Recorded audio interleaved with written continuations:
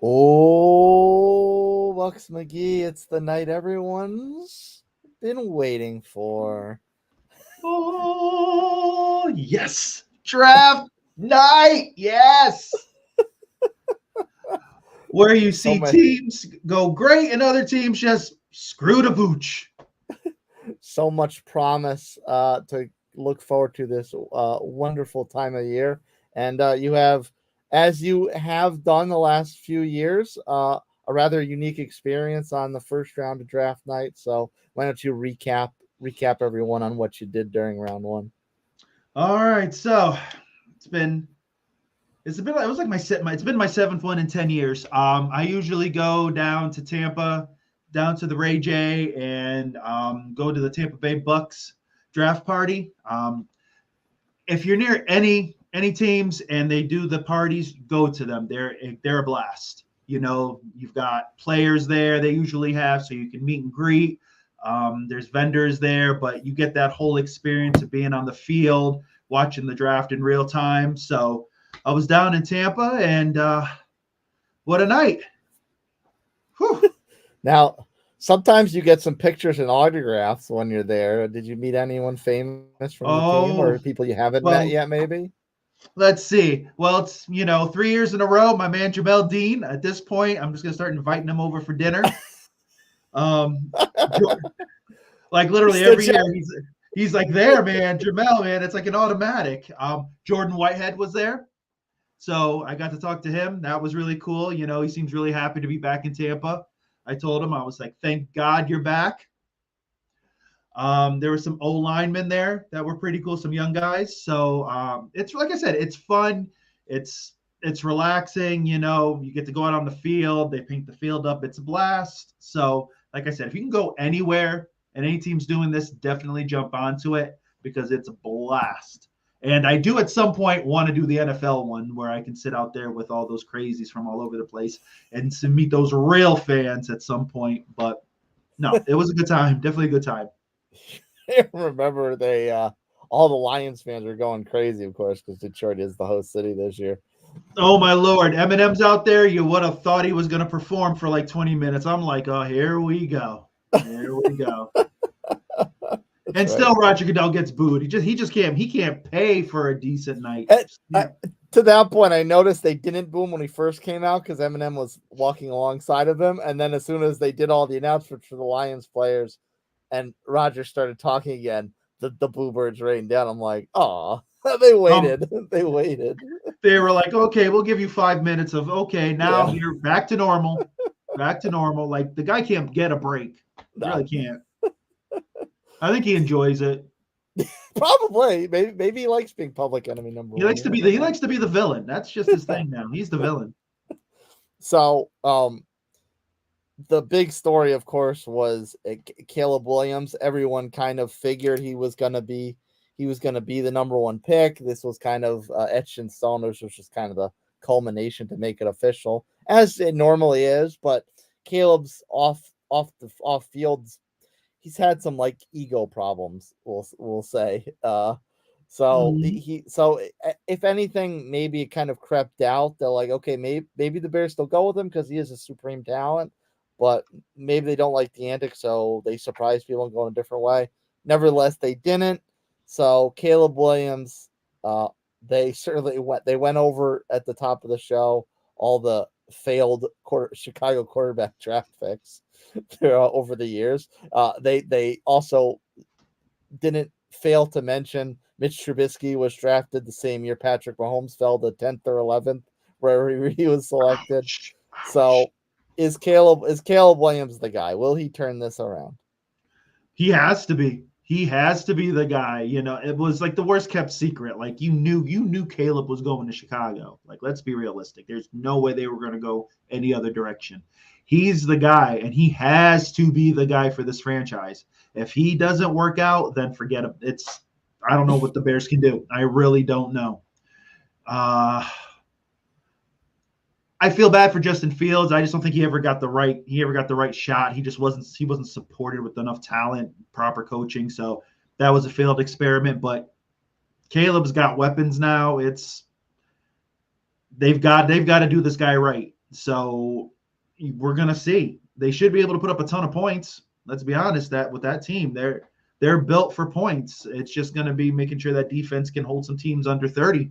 Yeah, and they also drafted a shiny new toy for him to grow with right from the start. Mm-hmm. Rome Adunze, is that his name? I believe it's Odunze. Yeah. That's what I was going with last night. So if I'm saying it wrong, man, no disrespect. So they get him a shiny new toy right off the back. Obviously, DJ Moore returns, but to the point of the whole just exiting the Justin Fields era, is that add extra pressure to the Caleb Williams experiment? Because yeah, Justin Fields had his lumps, but he also went through a lot of different coaching regimes there, and he started to show probably more flashes than most Chicago rookie quarterbacks do, or young quarterbacks do, I should say. So is that add extra pressure for Caleb to perform? Because if they just stuck with Fields, maybe he would have finally gotten it and been what everyone thought he was. I don't think the pressure's on Caleb. I think the pressure's on the organization. Like they screwed the pooch with that kid, with Fields. So now it's a situation of, okay, this is our guy. Caleb's the guy. We've got it right now. Our organization is running in the right direction. We're all on the same page. They had a great, drafted well. Let's be realistic. They, like you said, they got him a new toy. So like they are set for success. The question is will the coaching staff be able to coach this guy up and be able to perform? Now, of course, Caleb's going to have to do his part, of course. I think he's talented enough to, but he's also got to realize that the NFL is a lot faster now. This is a little different. So some of the things that he pulled in, USC isn't going to fly here. But I think he's got talent, and they should be somewhat successful. How much of a factor do you think it plays, the things he said before the draft away from the field, like it's things about wanting his number no matter his 13 no matter what, or when he was saying like he wasn't going to bother learning the veteran players' names until they respected him, or whatever the case may be? Do you think that character issues are going to be a problem for him? No, I don't think so. And I think a lot of that stuff, honestly, I think a lot of stuff is blown out of proportion. I think in that part of the year, we're looking for anything as fans to jump onto. So if you're like, oh man, Caleb said that he thinks potato salad's for wimps, we're all, all of us who love potato salad are like, Caleb Williams can suck it, whatever, he's horrible. We're looking for any bit. I think if it was a real character issue, Chicago couldn't afford to do this. Like they couldn't afford to pick him. They really couldn't. So I think once he gets there, he's going to realize, hey, even if he thinks that, this isn't college, man. I'm not the big man on campus now. I got to fall in. If I want to be the leader, if I want these guys to follow me, I've got to play right. So no, I don't think any of that stuff really holds much water. I think he'll be fine. People making drama out of nothing. They just can't enjoy an off season. Try doing 2 to 3 live streams a week around the season. You'll be praying for an off season. Right? It's like, wow, we do this again? It's been so weird. It's like, oh man, it's like a month or two, and they're like, oh wow, there's something we have to talk about. All right. Yeah. So geez, man. Yeah. So of course, and I mean, this is certainly not foreign to NFL drafts in recent years, but it was quarterback night, and there were some headlines besides Caleb Williams in the quarterback realm. The first one, of course, was one that kind of took people by surprise. Michael Penix Jr., who coming off of taking Washington to the championship game, had quite a good season at Washington, quite good career at Washington. And the Falcons, obviously, they dumped all that money on Kirk Cousins. So, I mean, I guess if I'm trying to rationalize this for them, they're planning to have somebody in place when Kirk's done, so that they can just hit the ground running when he can't do it anymore. But was this a little too early? Should they have beefed up somewhere else? If for some reason Kirk's obviously coming off an injury, if for some reason he gets hurt again, is Penix, if they're planning on him being a project, does that mean they don't have a lot of faith in him being able to play right away? So what's the real rationale for you as far as why they did what they did in drafting Michael Penix? Okay, so I'll premise this with as being a Bucs fan. Bravo on the pick. Bravo. Well, let me be impartial. Let me try to be an apologist for the Falcons fans. So what you're saying is the brass, the brain trust said, you know what, we're planning for 17 years of elite quarterback play. So we know Kurt will be elite for 3 to 4 years, and then when Kurt leaves, Penix will jump right in and continue that trend of greatness. Right? That's what you're saying, okay? Mind you, you got a 35-year-old guy coming off an ACL tear right there. Don't know what he's going to be. And for everyone who is literally giving them the division, this is the same thing as last year, but saying, oh, no, look at all the weapons. Look at all this. Look at all that. Kirk had those kind of weapons in Minnesota, and what did he do? Like, let's be honest here. Yeah. Atlanta should have won edge. They needed to beef up that line. In his defense, he did get Minnesota playoffs. He just didn't do anything once he was there. Okay. All right. I guess if you want to hang your hat on that, okay, I'll give you that. Wow, we made it. Gotta go. One and done. So that's us. If you want to talk about one and done champions, then there you go. Kurt's your guy. But yeah, no, they should have gone in another direction. Like if they had gone wide receiver, I don't think I would have questioned it. I would have been like, well, I guess London needs a guy on the other side. Like, they have these weapons, right? And that's great. And we've seen plenty of teams with all weapons, and it never works out. We've seen this. Why not beef up the defense? Solidify that defense. Because let's say Kirk goes out, right? Let's say they're 3-3. His ACL just isn't taking well, and you got to put Penix in. Something happens. You're gonna hang your hat on that defense because this kid, for all his talent, he's got injury concerns too. You hope that he stays healthy, but he's had injury bug throughout his career. So then what happens? Your defense is decent. It's not an elite defense. You could have really beefed it up with some stuff. Or even if you had taken the pick and traded down, you could have gotten multiple picks. There's a lot of talent. There's a lot of cornerback help. D-line didn't start really picking up till 17 and such. So if that's what Atlanta wants, hey, you got your quarterback of the future. Good luck. But Kurt isn't happy. Like, he didn't know about the pick till literally they were making the pick. And he probably had some things to say, but this is what you've got now. For you Falcons fans, I hope you guys are going to the Super Bowl this year. Hope you're going. Speaking from a little bit of ignorance, not an expert on Atlanta's offensive line, but all these tackles got drafted. Kirk wouldn't have wanted a nice offensive tackle to keep his blind side safe. I don't see why not. If you're looking towards the future here, you picked your quarterback for the next 14 years or whatever. Why not pick up some line help and solidify either that or your D-line? The other thing that is kind of a spoken thing that it wasn't necessarily spoken. You hinted on it a bit as far as from the front office's perspective is they must be pretty confident in the team they have that really all they needed was Kirk. Exactly. Like you here Atlanta, you swear that they were literally a quarterback away from the Super Bowl. Really?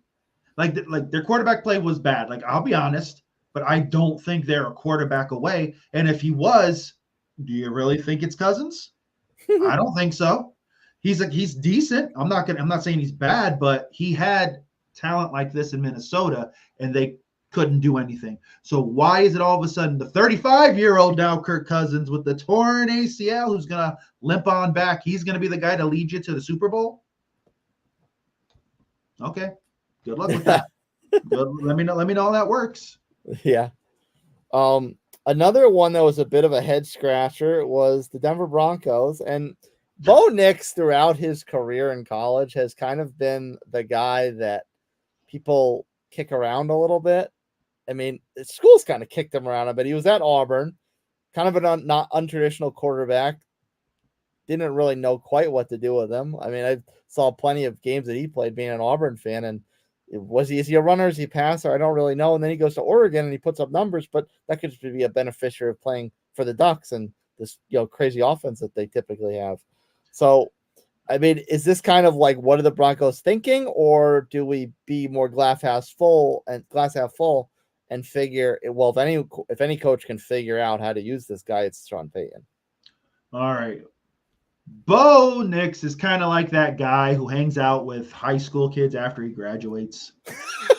Like he's been around, and he was cool, and then he still wears the jacket, and he's there showing up at games like 6-7 years later, and you're like, come on, bro, you go live your life, man, live your life.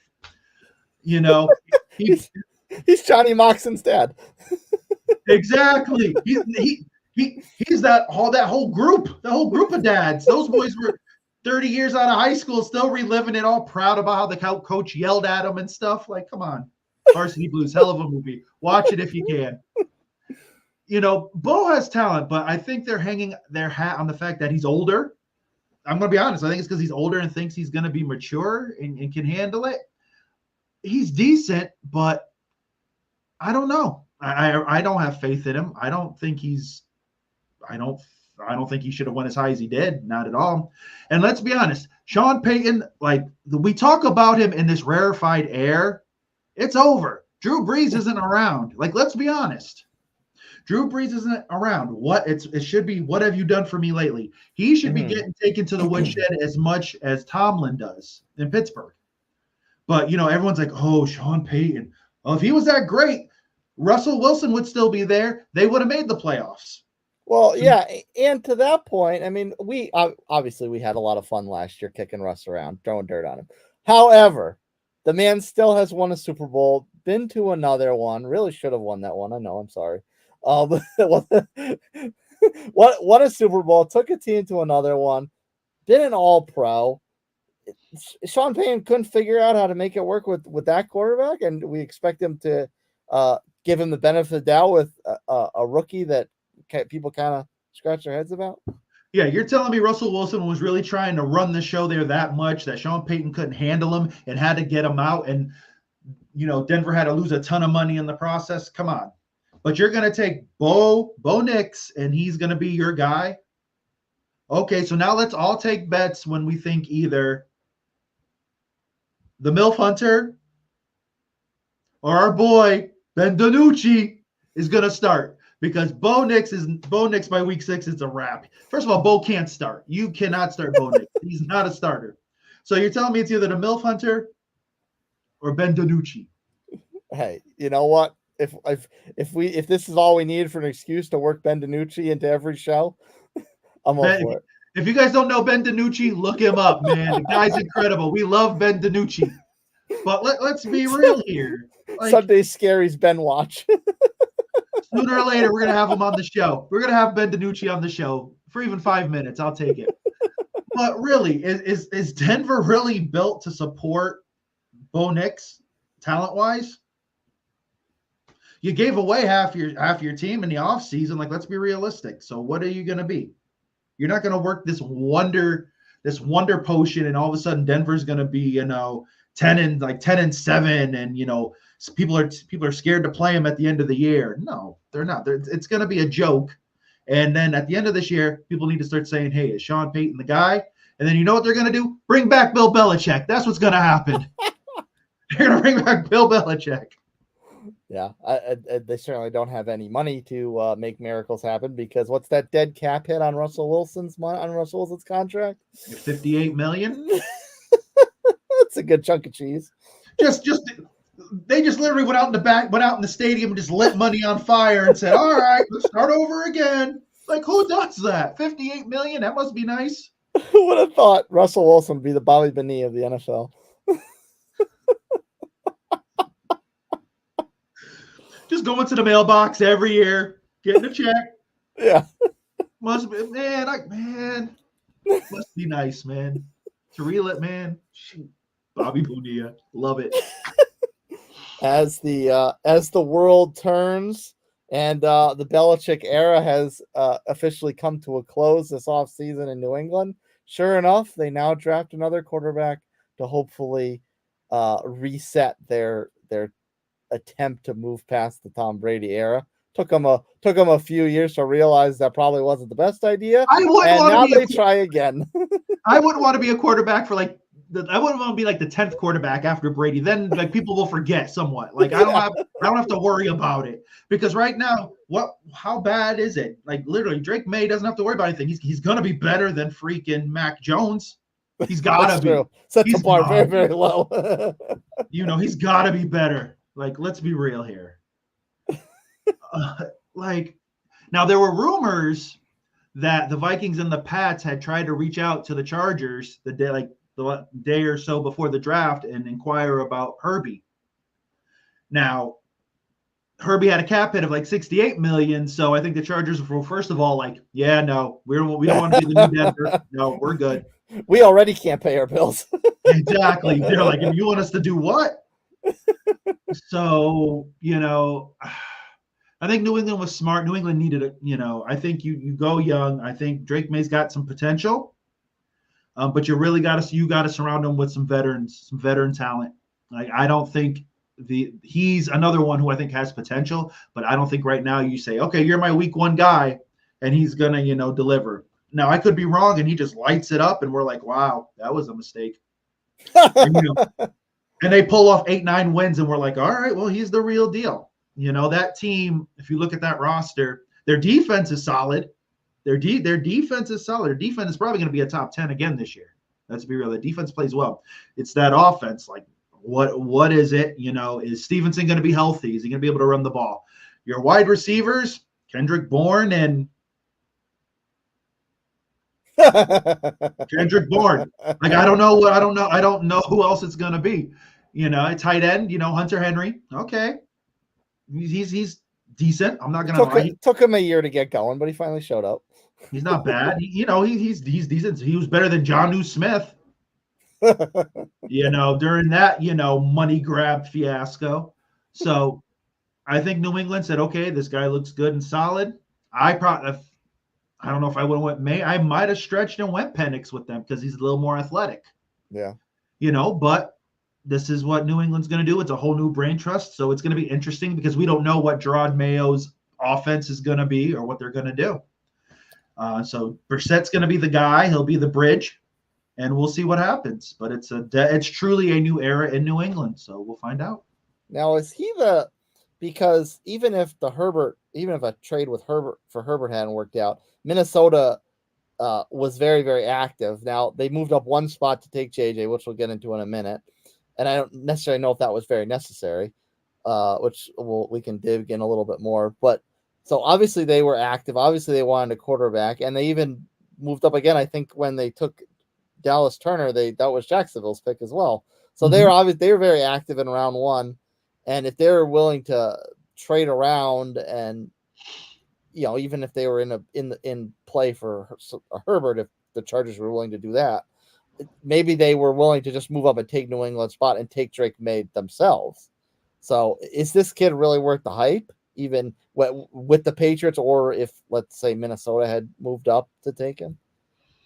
Because, we know the hype was on Caleb. We know that a lot of buzz were on the two in the championship game, but Drake May is the one that apparently has this aura to him. It's one of those things where I think teams look at guys and they see the potential, and, I think if you're like 6'4", 6'5", and you've got a strong arm, that's half your battle right there. Because I think teams feel that, we can, if he's got any deficiencies, we can fix those. He might be just a pocket guy, but we'll work on his movement, this and that. He was solid in North Carolina. He wasn't bad, but you really had to look at, after Caleb, who was available. Who was going to be your guy? Did you think Penix was worth a 3? No, I guess not. And, Washington took their guy. So at that point, you're looking at what's left and you're saying, okay, maybe what's the safe bet? Because Penix, I think, has the strongest arm out of this group, but I think it's an injury situation. Teams are scared. Atlanta took the chance, but teams are scared that Penix, is going to get hit the wrong way and get hurt again. So Drake May, tall, strong, if he can, make his reads, I think that's an issue with him. I think sometimes, defensively he gets a little flustered, but they're going to work on that. I don't think he has, like I said, he doesn't have to be the starter this year. New England will say, okay, whatever, we'll go for set and maybe win 7 games, maybe. Still might get you a top 10, top 12 pick, get another piece while you're developing May, and then May's your guy next year. New England isn't playing for a playoff spot this year. We know this. Yeah. So. And before we move on, the only one we're not talking about is Jaden Daniels. And, of course, Jaden Daniels, they were comparing him to RG3. Now, mind you, that was when Andrew Luck came in the league, so memories are very familiar of that season. RG3, had he not gotten hurt, was absolutely explosive. So here we are talking Caleb, this Penix decision, Knicks, Drake May, event. We're getting to JJ McCarthy now, but Jaden Daniels could be the belle of the ball. Exactly, and it's interesting because Washington's been under scrutiny for years, because of ownership and everything else. They've just new ownership, put their nose to the ground and said, okay, we're going to get our guy, and that's it. So I think it was a great pick for them, and they're going to start to build around. And Washington could be something in the next couple of years. Yeah. So we'll touch on the last big one we were looking at, and that, of course, is J.J. McCarthy. Minnesota instantly fills the post-Kirk Cousins era with a guy. I don't know if he'd start right away, but based off how he played towards the end of the season in the championship game, how he looked at combine, and just his raw talent, you would think that there's certainly an opportunity for him to play right away because Minnesota really doesn't have a backup plan. No, they got Sam Darnold. Darnold. Excuse me. Sam Darnold. And this is probably the plan. Let's be realistic. The 4-game stopgap. I don't think it's a smart move, especially when you've got to sign Jay Jettis. That guy's waiting to hit his contract. So is he sitting there saying, "Wow, Sam Darnold's going to throw me the ball"? Oh yeah, Sam Darnold. Woo-hoo! But here's the thing: I think JJ has talent. I don't know if he's a guy who can throw it 30, 35 times. I don't think he's that. I don't know if he's a guy who you're going to want him to start, chucking the ball all over the place. In Michigan, they ran the ball a heck of a lot, but that's what they were built on. Mm-hmm. He averaged 22, 23 attempts a game. He made them count. He could make the throws when he needed to. So this is something he's going to have to build on. So it's going to be interesting to see what this Minnesota offense looks like. But yeah, if Sam Darnold just falls apart and can't get it together and they're 1-4, 1-5, they're screaming for JJ, and JJ better be ready. Yeah. Point blank. And that now Minnesota, because of another trade up, they actually wound up getting 2 picks, and Dallas Turner, Kuiper was screaming, this guy keeps falling. He falls right into Minnesota's lap, and had quite a reputation. Now, to me, when I saw him physically, he looked a little light for the real defensive end. So maybe they'll move him more to an outside linebacker. I can't recall off the top of my head whether they ran a 4-3 or 3-4 last year, but maybe they'll be more of a 3-4 team and they'll have an extra pass rusher from the linebacking core instead of down linemen. But Dallas Turner how much of a gift was this to fall to Minnesota to get kind of a blue chip pass rushing prospect? Literally every mock draft you saw had Dallas Turner going to Atlanta. It was almost like it was gift wrapped. He was the guy who was supposed to go to Atlanta and turn that fortune around. We know what happened. So for him to fall to Minnesota, hey, that's great. Minnesota, that defense, let's be real, is a little long in the tooth in some spots. And, to pick up a talent like that, I think is great. You've got to, shore up both sides of the ball, especially, this post, Cousins era. And for what you have, I think it's a great move. He is a little light, but I think, like you said, it could be linebacker material, but who knows? Maybe he beefs up a bit. You've seen some guys, who have that ability that are a little undersized to still play well on the line, but he's a talent. So we'll see what happens, but I think it's a great move. Yeah. Who am I to talk as a Colts fan? Dwight Freeney was like 5'4". That's true. Watch him in the huddle. His helmet was here. Everybody else was up here. Yeah. But, the guy was getting 12, 13 sacks. You were like, yeah, okay, that's cool. That's cool. Of course, I exaggerate a little, but he wasn't that little. He wasn't Gary Brackett. He wasn't Dynamite, he wasn't Dynamite Pumpkinhead. Very, very nice, sir. Very nice. There you go, man. If you play greatest Madden, middle linebacker in Madden history, if you're creating players in Madden, So that kind of covers the big headline grabbing thing. So let's go quick hitter on some other topics, and we'll go into what our teams did. Which first we'll keep it in the edge rusher category. Minnesota took Dallas Turner. My Colts got Lea'atu Latu. There you go. Go Samoan. It's like the bloodline. You got Samoan. Acknowledge him. That's right. Every time that defense is on the field, you're up there like this. Put them up. Put them up. Put them up. Now, this guy is kind of a nice little feel-good story because he had a neck injury that the doctors told him he should just not play football anymore. Mm-hmm. And so there's that aspect to it. There's also the physical aspect to it. We just talked about Dallas Turner looking like he's going to be a bit undersized. Latu looks like a giant. He's like Mike Singletary or Junior Seau standing up back there. He looked huge. So, I mean, I'm not going to lie. I'm excited, and I have been screaming for like 4 years now. Indy, get an edge rusher. We haven't had a good pass rush since Freeney and Mathis. Yeah, that's like your yearly Christmas wish list. And I'm like, yes. I'm like, Santa's not coming, bro. Santa's not coming for that. Wish for it in Christmas, disappointed before Memorial Day. That's it. Exactly. No, he's a talent. I watched some of those games over at UCLA and such like that. He's quick. He can wrap around. I think he was the smart pick. And yeah, like you said, a feel good story, for someone who they were like, yeah, man, time to hang it up, and for him to bounce back. They had him going possibly, top 10s and 5s. Like, there were people who were in love with this guy. So no, I think it was a great pickup for you guys.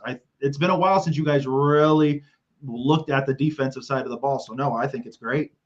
Yeah, we've been getting by on guys we draft further down or people we pick up like Buckner, who's obviously been amazing. But it was nice to have another homegrown blue chip type of defender now in the mix. Now, the only other I guess point to bring up on this is there was a little bit of a buzz that maybe we would trade up and try to take Marvin Harrison Jr. Obviously, his father was a Colts legend.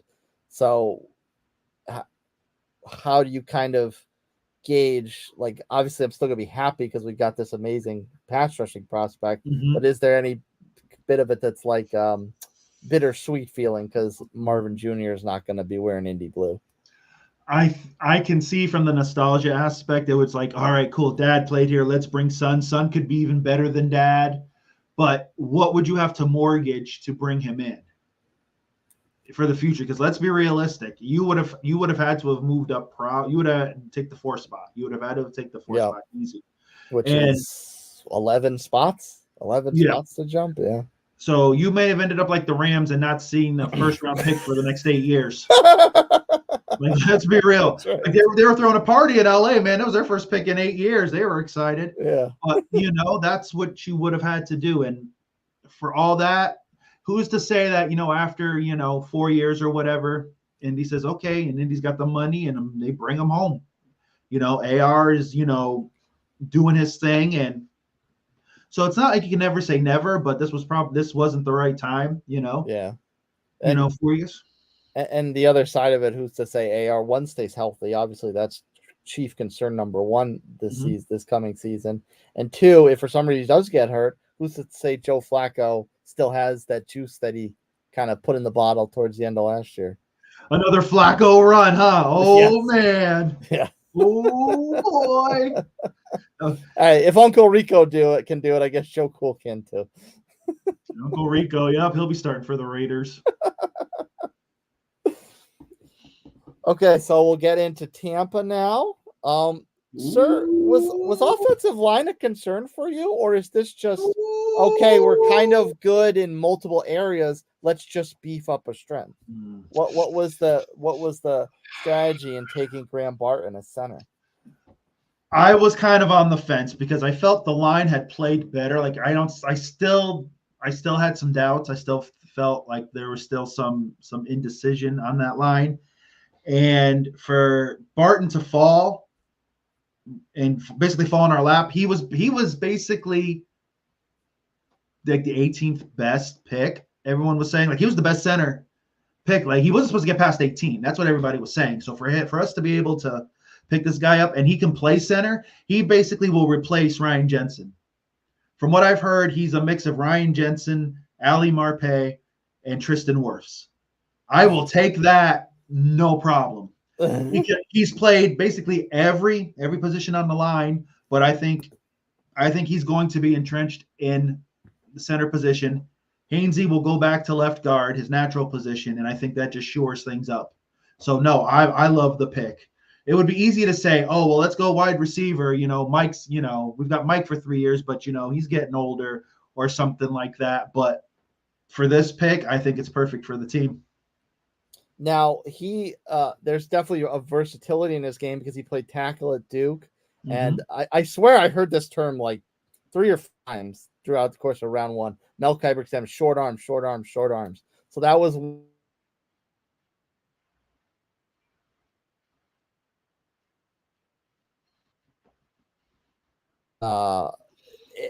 so do you think that's like, okay, hang your hat on that, just stick him at center or maybe spell someone at guard once in a moon? Or do you think maybe the versatility is a good thing? Play center, play guard. Hey, maybe he can play tackle. I think at this point, we've kind of been mixing guys around and just almost patchworking it the last couple of years. I think if you can get a guy who can play center and keep him there, he's the guy, then that's what you do. Because once we lost, Jensen, things just got all awkward with us. So I think if he can be the guy at center, if he works well with Baker, there you go. Move Hainsey over to left guard and just solidify it, and we go from there. I don't want them moving him around and such. I want him to find a spot, and I want it to be center. Get comfortable and just enjoy this. And then build around, exactly, and then build from there. What are your other concerns? Obviously, we're going to get into round 2 and 3 at some point. What are your other concerns for the rest of the draft?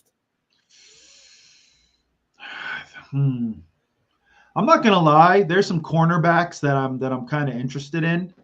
I think cornerback would be nice. We did trade, Carlton Davis, who I loved Carlton Davis, but I think he was a feast or famine kind of guy. He either got you the pick or he would get burned at times. So I think, hopefully, we do have in the foreseeable future, we've got to re-sign Winfield and such. So, you don't want to sit there and say, okay, well, you want to pick his replacement because you do hope to sign him, but you also, got to think these parts out. So I think cornerback or secondary help would be nice. If there's another edge rusher, because technically we got to replace Shaq.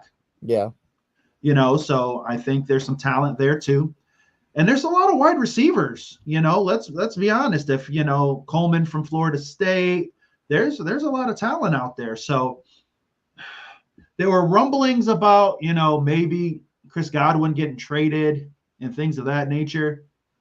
Sometimes you have a spoil of riches and you got to do what you got to do, and if it's a situation where next year or something like that happens, you want somebody who's going to be able to step in. We've got some young guys, but on the receiver side, but if you've got a bona fide guy who could be that legit number 2, why not? But right now I'm thinking defense. I'd like to bone up on defense.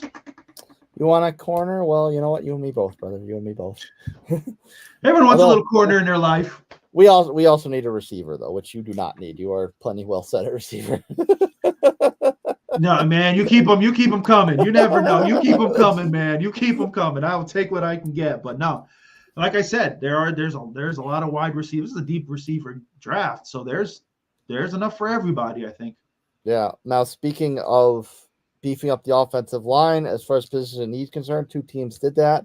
The Chargers took Alt out of Notre Dame. The Jets took Fashanu out of Penn State. And we can have some fun with these, or at least one of them. So, who do you think filled that need best? Because the Chargers, Harbaugh's first year, he probably wants a franchise tackle, so he doesn't have to necessarily worry about that. He can worry about everything else. Herbert got beat up a little bit last year, and then of course the Jets we can joke around all day because Aaron Rodgers didn't even last a drive last season. The greatest four plays of last year, baby, right there. Honestly, I'm going to say the Jets and I think the Jets are still going to work on that line in these next rounds. Let's be realistic because the Jets are built to win now. They're one of those teams that are like the Falcons. Got to win now. We've got all the talent in the world. Let's do it. So they literally need all that talent. The Jets do to keep Aaron upright. Like it has to happen this year. The Chargers, I think, are trying to build Michigan 2.0 because I think they're going to run the ball a lot. It's going to be very run-centric. It's going to be a Michigan-type offense. And I think that works in Herbie's favor, kind of keep him upright a little bit and not all that pressure on him. I don't know who's going to be really running the ball there in Charger land. But, the backfield's a little lacking. It is, but in the draft, you pick yourself up a third or fourth rounder, and next thing you know, they're leading the league for 3 years or so in rushing. So, you never know. But no, I think the Jets needed it more for sure. Now we touched on it a little bit earlier. We can go a little bit more in depth now, and that is the Cardinals taking Marvin Harrison Jr. Obviously, did not start as a line for him to go to the Colts, but now obviously this means that they're committed to Kyler because you're not going to trade an established veteran quarterback now, all his issues notwithstanding, and draft a stud wide receiver like this. So, what do you think about the go forward path for the Cardinals in taking Marvin Harrison Jr., more or less solidifying that Kyler's the guy and they're going to roll? Well, I hope he's the guy for them. Let's be realistic. I hope literally Kyler sits there and says, "You know what? I got this opportunity. I need to play." The stuff, all this drama from the last year or so, you can't do that. If not, then just, walk away and go play for the Oakland A's. And you see where they're playing. They're playing in some dump hole somewhere in Sacramento or wherever they are. Well, it's like a minor league team, minor league field. No disrespect. But let's be real. Yeah, you have Marvin Harrison Jr. My only gripe with him is that, and his dad said this about him, he needs to tell people, give me the ball. Yeah. He needs to be assertive because if he was like that in Ohio State, I think they may have won a national championship. I really do. But Kyler's got talent, he can, like I said, run around, throw the ball all over the place, and you've got a guy now who's going to catch it. Now, what else do you surround them with? I think the run game needs a little bit of an upgrade. Yeah, James Conner going to get hurt again. Yeah, I don't know how many years he's got left, and then the defense is it's a little lacking here and there. So they're definitely in a rebuild. I think they've got talent to keep the fan base excited and all. I think this is a build, but it needs to be a quick one. But no, great pick. You gave Kyler the weapon he needed. Now Kyler's got to put the work in and make it good. I will say the internet didn't miss a beat, and they instantly photoshopped Marvin Harrison Jr. way up here and Kyler way down here. Did you see his curls? Yes. Oh, that poor man. Leave so short men alone. Neither of us are short, but sometimes we feel bad. The short quarterbacks get no love. No love. No love. Well, a team that we didn't always give some love to last year was the Chiefs. And of course, they wound up winning the Super Bowl with their kind of ragtag group of receivers. So they didn't miss an opportunity, traded up a few spots, and drafted the fastest guy at the combine, Xavier Worthy. John Ross Jr. Yeah. So is this going to bring back shades of the Tyreek era with just drafting a burner that Patrick can just drop a dime to, and he'll outrun everybody. Here's the thing: Tyreek ran great routes. Like, let's be real. Tyreek ran great routes. So, I think it's great that you've got this burner, but everyone's fast in the NFL, and teams finally kind of figured out how to play Tyreek. So if you're going to go back to the Tyreek playbook, teams are going to be ready for that. So, and that's great for them. It's probably the best receiver on that team now. You don't know, like, let's be honest. Instant number one. Because you don't know if Rice is going to be around with all that drama he's got going on. Yeah, yeah. So Rice is easily sitting at 4 or 6 game suspension. He's got to be. What, you're going to throw out Tony? We all know about Tony. He's good for 1 touchdown in the Super Bowl, and that's it. Yeah. Travis is getting slow. I don't care what you say. There's only so many more years Travis can do what he does. So they're going to run the heck out of Pachenko and run the wheels off of him. Bring back Mecole Hardman. Have him be your savior again. Really? You know what? I want you to put money on him. Let's see what. I'm not putting a dime on Mecole Hardman. Sorry. So no, honestly, the guy is fast, and if he can show some hands, then yeah, it's going to help extend some plays for Kansas City for sure. But if I was them, I probably would have tried to package the farm and tried to get one of these elite guys. Yeah, Neighbors or Marvin. Yeah. Well, I don't know if you could. Yeah, it would have been tough to get that far. But you had Coleman out of Florida State. Even what's his name out of Washington? Like, I would have tried to move up and do whatever I could, because let's be realistic. If you're going to try to keep this train going with the pieces you have, it's not going to last long, because I'm sorry, once Travis is done, this thing changes. Oh yeah, yeah. So, but the Chiefs got to do what they got to do, man. But they know they're the hunted for sure. And the last receiver to touch on is Brian Thomas Jr. out of LSU. He went to the Jags, and Kuiper referred to him as a kind of flash in the pan. He didn't really have a solid college career until this last year, but he had an absolutely stellar this past season. Was absolutely stellar. So is this kind of one of those buy high situations? Because Jacksonville's receiving cores, they're not the best, but they're also not the worst. So if you're going on pure potential, that a receiving core is elite. Like, those guys have talent. It's just whether they show up or not. Mm-hmm. And I think they kind of were. I think the Jags were kind of like, we need something after Ridley said, all right, I'm out. See you later. You're not going to pay me. I'm leaving. So I think they were really like, all right, he went to LSU. He's got to be a great receiver. So let's take him. So this could be a perfect spot for him. He doesn't have to be the guy. He's got talent, so he could develop. You got him, Gabe Davis, Christian Kirk. You've got guys, Evan Ingram. Like, they have a quality receiving core. So he doesn't have to be the number one guy. He can develop, and he, like you said, last year could have just been the beginning. They could have scratched the surface.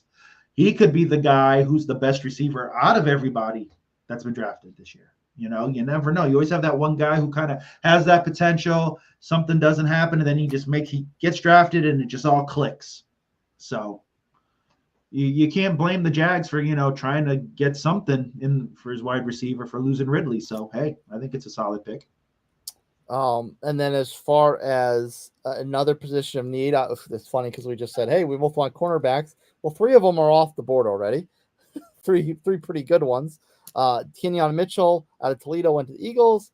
Terrion Arnold out of Alabama, if I'm not mistaken, went to the Lions. And Nate Wiggins out of Clemson went to the Ravens. So which one of these teams, all 3, now Baltimore, they have defensive backs. They usually always do have defensive backs. So maybe that was just a rich, the rich getting richer.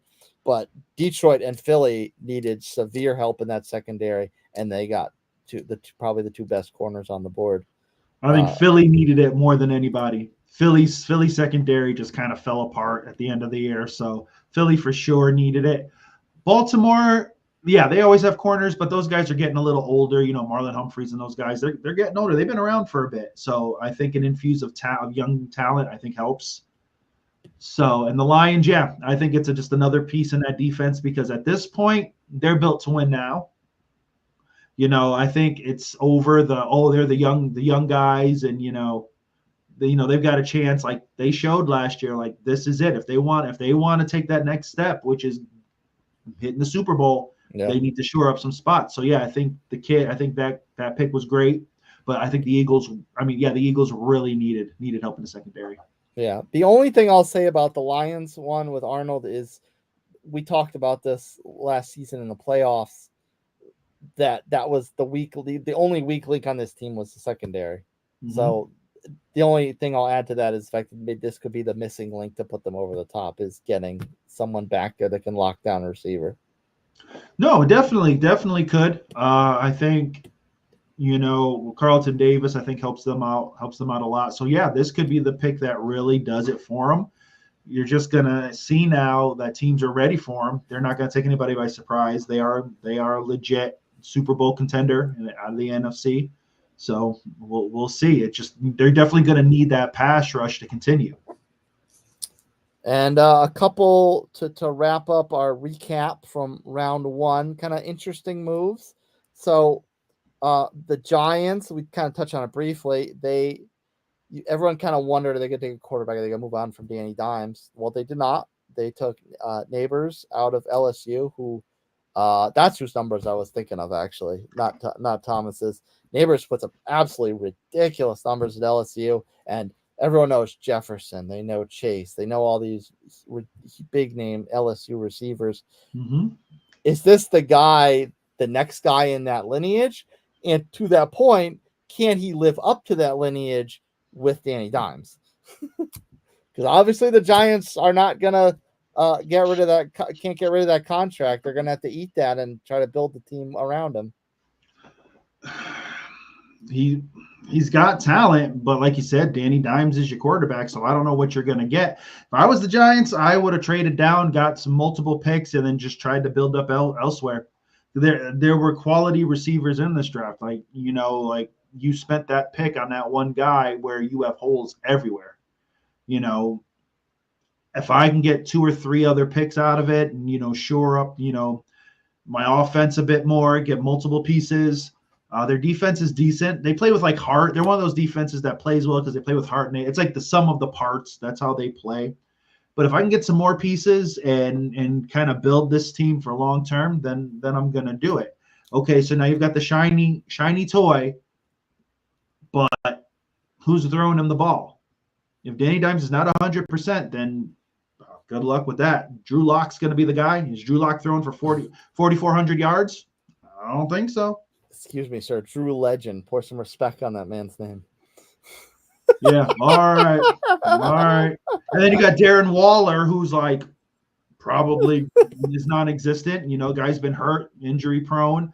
You probably could have drafted to move down a little bit and maybe got yourself a Brock Bowers and done some things. But okay. No. Well, very nice segue. That is our last topic of this kind of recap of the first round, and that is the Raiders. They took Brock Bowers, no one is going to dispute this man's talent. Absolutely explosive tight end. However, the Raiders already have a young explosive tight end. They drafted Michael Mayer last year. So did they just kind of take the NBA draft approach where you just draft talent, you just draft whoever the best player is? Could this have been better used elsewhere? Well, here's the deal. Everyone thought Penix was going to drop into the Raiders' lap.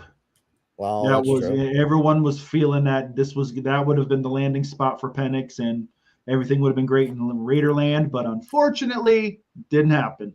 So I guess you take the best available. But now you're sitting there saying, what? You're going to go 2 tight end set with this offense? Maybe it works because you don't have to worry. You're going to throw short, intermediate with the quarterbacks you have.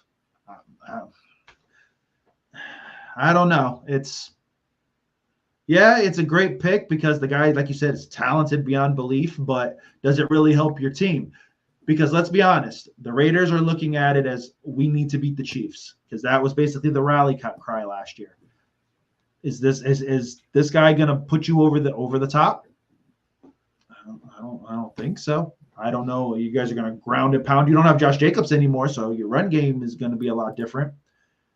I don't know. It's a B+ pick just because the guy's talented beyond belief, but I don't know. I think I might have traded a little bit, got some pieces. A lot to need as far as only going into battle with Aiden O'Connell again or Uncle Rico. Yeah, and mind you, Uncle Rico has shown that he can pull some stuff out. But the question is what is this offense going to be? You got Devontae Adams. Is he what is it? What are his numbers going to look like? He has gone on record saying that he loves it there, and that's where he wants to be. So what is this offense gonna be? Because honestly, it wasn't that great at the end of the year last year. Well, we're gonna do something a little different now. Sunday Scaries with Buccs McGee, and go with a little live reaction, huh? Oh, Suki, look at that! Wow. See, there's the owner. What's his name? Arthur there. He's on the phone like, all right, we got to fire these people. We're going to fire these people. You saw who they took. We're going to fire these people. Yeah. Now, see, those plates should say 28-3. Oh, that's so petty. It's funny. Oh, wait, we got a trade here? Look at that. Trades. Swap in 2nd and 6, 2nd and 3rd. Okay, well, you know what? That maybe this is the I don't want to say comeuppance, that's not the right word, but this is kind of their get back for taking such a gamble on Penix. They beef up these mid rounds because these mid rounds really are the ones you build your team up. No, definitely. If you really look at the history, most of your great players are coming in, 2nd, 3rd, 4th, 5th rounds, 6th rounds.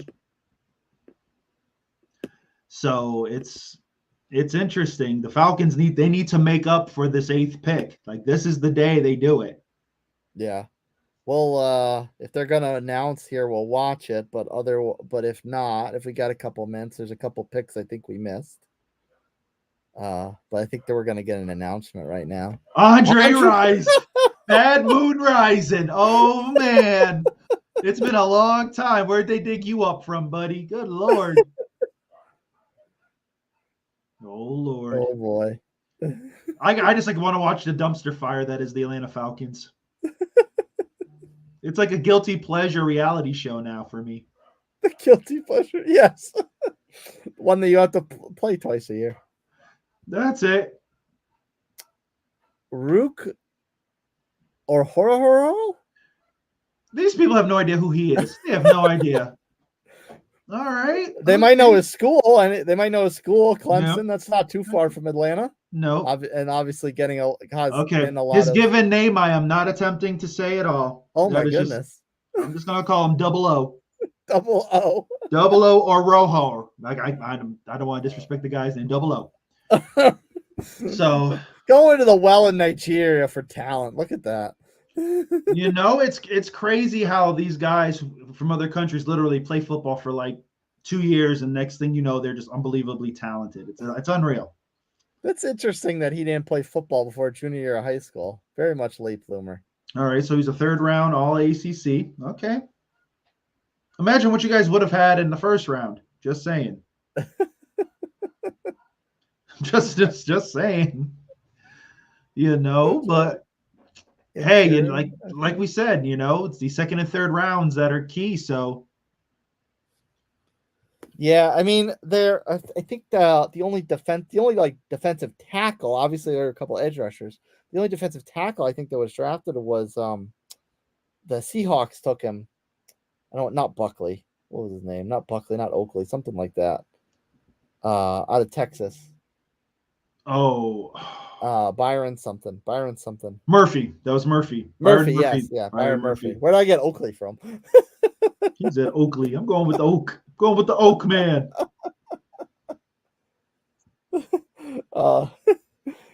So, yeah.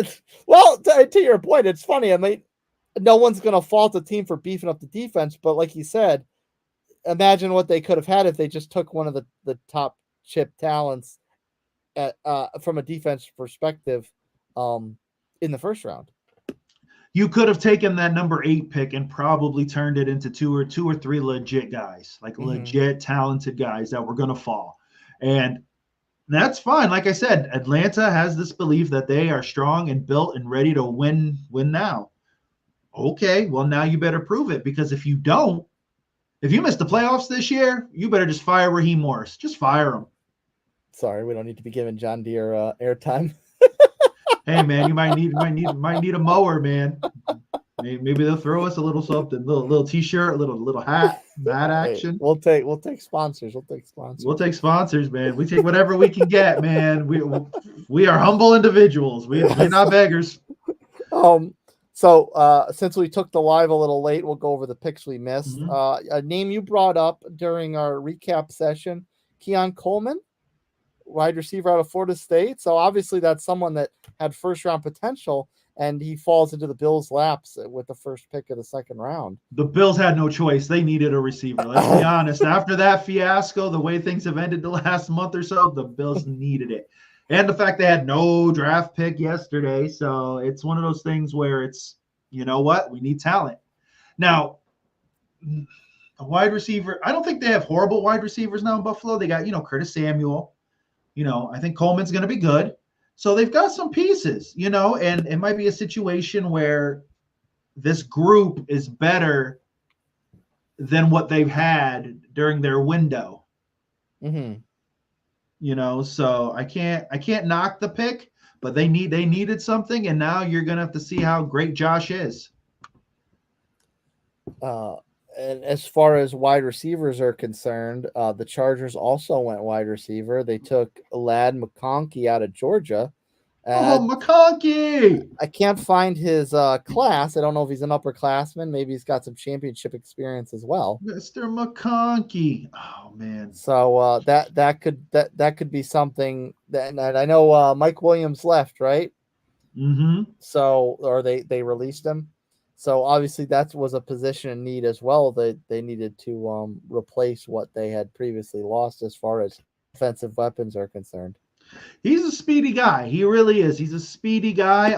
They kind of compare him to Jordan Addison. That's kind of like the comparison that I've read. So he ran like just an under a 4.4 at the combine. So he's got speed. So he could be an upgraded version of Adam Thielen with a little extra speed. Well, to that point, if you're comping him to Addison, that's not the worst thing for Herbert to have, because he's got used to throwing to Keenan Allen, who's obviously now gone as well. Yeah. It completely skipped my thought when we were on our Bears talk. Right. I was like, oh yeah, by the way, I told him Keenan Allen, Hall of Fame wide receiver. That's fine. Whatever. It's cool. But yeah, I mean, if Addison's a good comp, if Addison's your comp, then that's I'd say that would be very good for Herbert to throw to, because now he loses Keenan Allen, and he winds up getting somebody that is very comparable to that. I think maybe they go, maybe they're gonna be run heavy, go with maybe not as big and physical. You only need one real big physical receiver, go a little shifty with the other ones, and and maybe it's just a faster offense. Yeah, that's the way to go. Oh, there he is, Mr. Happy Guy. Who's this?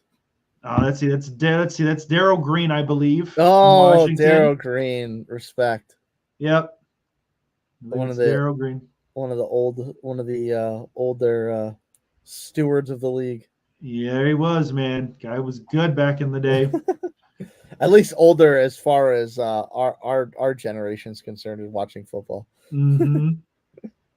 To the newer generation, he's probably ancient. They're like, who Darryl Green? Unless he's on Madden, they're like, who? Yes, that's right. he's not one of those legends guys. Speaking of which, I got a kick out of something I saw earlier today, because I guess Marvin Harrison Jr. is not going to sign with the NFLPA. And, yeah, I had heard that, and people were all mad about it. Yeah, and they were wondering if he's going to be the player 99 on Madden. And he was like, nope, not me. I know Caleb didn't sign, so Caleb doesn't have a card, and people were like, "Oh, that's ridiculous, man." I'm like, dude, let it go. Can you imagine? Okay. I just want to see him have just have them be like the NPC face, like the Patriots coach, because Belichick wouldn't do it. Or they make different guys up, and it's like Bill Belichick doesn't have any hair. How does this guy have a full head of hair? Yeah. But it's supposed to be him, right? It's ridiculous, man. I love that stuff. Now, Washington, I mean, they put up their needs before. I mean, what do you think Washington's biggest need is now they have a quarterback? I think you work on that defense. I think they've got. I think their offense. Well, maybe you go receiver because you did let Samuel go. Mm-hmm. I think with Robinson, their run game is good. So I think either receiver. If there's a legit quality receiver that you love, I say you go with them. Or beef up your D line because you did trade Sweat away and there's some flux there. So yeah, that's right. Denver, not Denver. No, I think it was Chicago. Yeah, that's right. That's right. Yeah, the Bears were wheeling and dealing for some reason. Yep, D tackle. Another D tackle. Look at this second round. We had two receivers back to back, and now two D tackles back to back. That's it. Well, his family looks happy. Yo, man, clap for that man. Like, what the heck, dude, man? Be happy, man. Cry. That's right. Tears of joy. The best one yesterday was Alt. When the Chargers took Alt, and he's just sitting there staring. Like, he was like, "Is there a delay on this TV or something?" It's like this kid looks miserable. I didn't want to go there. It's like, be a little. Would you want to go to cold weather city? You're going to sunny San Diego or Los Angeles. Sorry. And it's funny. Like, I like watching the families because they're all excited. I'm like, you're not getting any of that money. Yeah. Cut that out. Cut that out. Don't get all excited. If I'm him, I'm like, nope, sorry. Nope, none for you. No. Still for you. Nope. Here's your $20 Chick-fil-A gift card. Go away. Yeah. You get one a month. This kid, Jerzon Newton, he looks kind of like a bigger tackle. Yeah. I think it's one of those things where he's going to be one of those guys who's like a 10 or 12-year guy who puts up the numbers and is going to, isn't going to be flashy, but he's one of those guys you plug in and is going to be legit. I love this line on the Patriots. Key departures, the first two people are coaches. That's a dang shame. That's a dang shame, man. Mac Jones can't get any love even in proverbial football depth. It would have been funny if Field Yates wrote it up like on the top there on the screen. Oh yeah, Mac Jones, forgot about him. Yeah, etch it on the screen in Illustrator. Don't forget about Mac. Yeah. But yeah, I forgot about Sweat. That's a good point. Washington instantly fill a need that they vacated late last year. Yeah. I think these rounds are going to be. Oh, Michael. Oh no. Onwenu. 6th round pick in 2020. And they paid him well. That was the post Bucks McGee era. That was gone after what they did to my man. I put voodoo on you.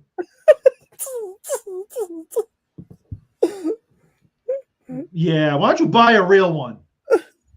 Jalen Polk. Hey, another wide receiver. All right. Oh, 5 picks in, the 3 wide receivers. There you go. Now, this is something we talked last year about how deep the wide receiver class. So, because obviously that's a need for my Colts, and you were saying like it's supposed to be a deep wide receiver class. So I'd probably wind up being okay. But here we are, 3 of them off the board right away in the second round. And that was it. I think the first round you sat there and it was like, okay, you knew it was all about the quarterbacks. You didn't think 6 were going to go off the board. And then, at that point you're sitting there and then all of a sudden there was a run on defense. It was like the first half was all offense, second half was all defense. So now you've got wide receivers who probably in any other draft would have went in the first round. True. Yeah. So now, and like this guy, played with Penix, could be, And that's the other thing. Like all 3 of these receivers that have gone already in the second round, they've all used to playing with high-powered offense. Florida State, Georgia, and Washington with this kid.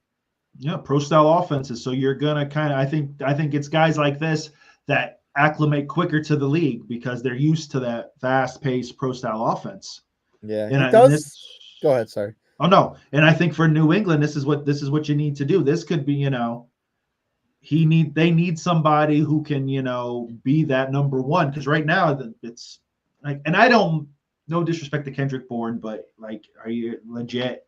Like he's barely a number two, maybe. Mm-hmm. So that was a great pick. Yeah. And Jalen Polk, his little tape they just ran there, looks to be. We don't need what a pro wants, what a pro needs. He looked to be a bit of a slot receiver. He said, "We're not playing that. We're not playing." It looks like they moved him around. It looks like he could run. He looks like a great route runner, and I think that's probably you're going to see a lot of that. That might be what the New England offense is. Is it going to be more of a pass? Because don't forget, the last couple of years it's been Stevenson, and then just throw the ball to hopefully somebody's open. Mm-hmm.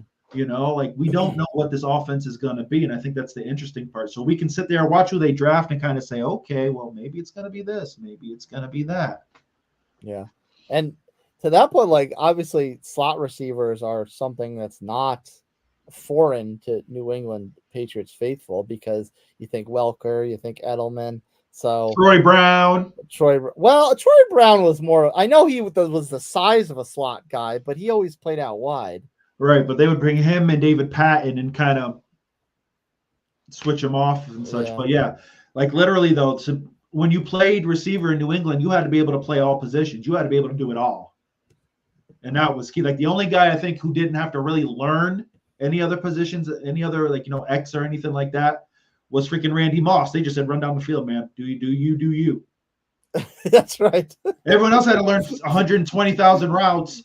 Randy just ran down the field and just put up a hand. And that's all he did. He caught 21 touchdowns. They still play that. They still show that clip. I love that clip. Man, so much. I love that clip, man. I still get goosebumps. I remember watching that game at home. Whoosh. I was like, that's how it's done. Man, I love that clip. That man, damn, I wish Randy had gotten a ring though. He's one of those guys who I wish had gotten a ring. Like he was a smart ass in the beginning of his career. Like he was young and cocky, but then once he really understood what it was about to be a pro and stuff, he was great. And I wish he had gotten a ring. What a pro wants, what a pro needs. We couldn't play that, Chase. We don't give handouts, I guess, on this show. if John Deere isn't showing nothing. Even if we did, I still wouldn't want to play it. It would have been etched in my brain for the rest of the night. It would have been our theme song. When we're hitting the air. There it is. The worst part is whenever that commercial comes up, the real song is what my head starts singing. She's like, yeah, Christina, go ahead, girl. Okay. Yeah, that's it, man. American Idol here on Sunday Scaries. It's what we do. Yeah. So I think they're coming back now, I think. What was funny is like the first round, dude, it was like just like literally it's like a minute, and then it was like back to the draft. Yes. The Michigan guys. Yeah, I think Tennessee is on the clock right now. Yep, the next three are Tennessee, Carolina. Oh boy. From the Giants, I'm sure from that epic, Brian Burns trade. Oh, yeah. You're probably right. And then Washington again from Chicago. Wow. Okay. Well, what is this? He's an Incredibles fan? Oh, their superpower. Look at that. Oh, I gotcha. You see that? Look at that.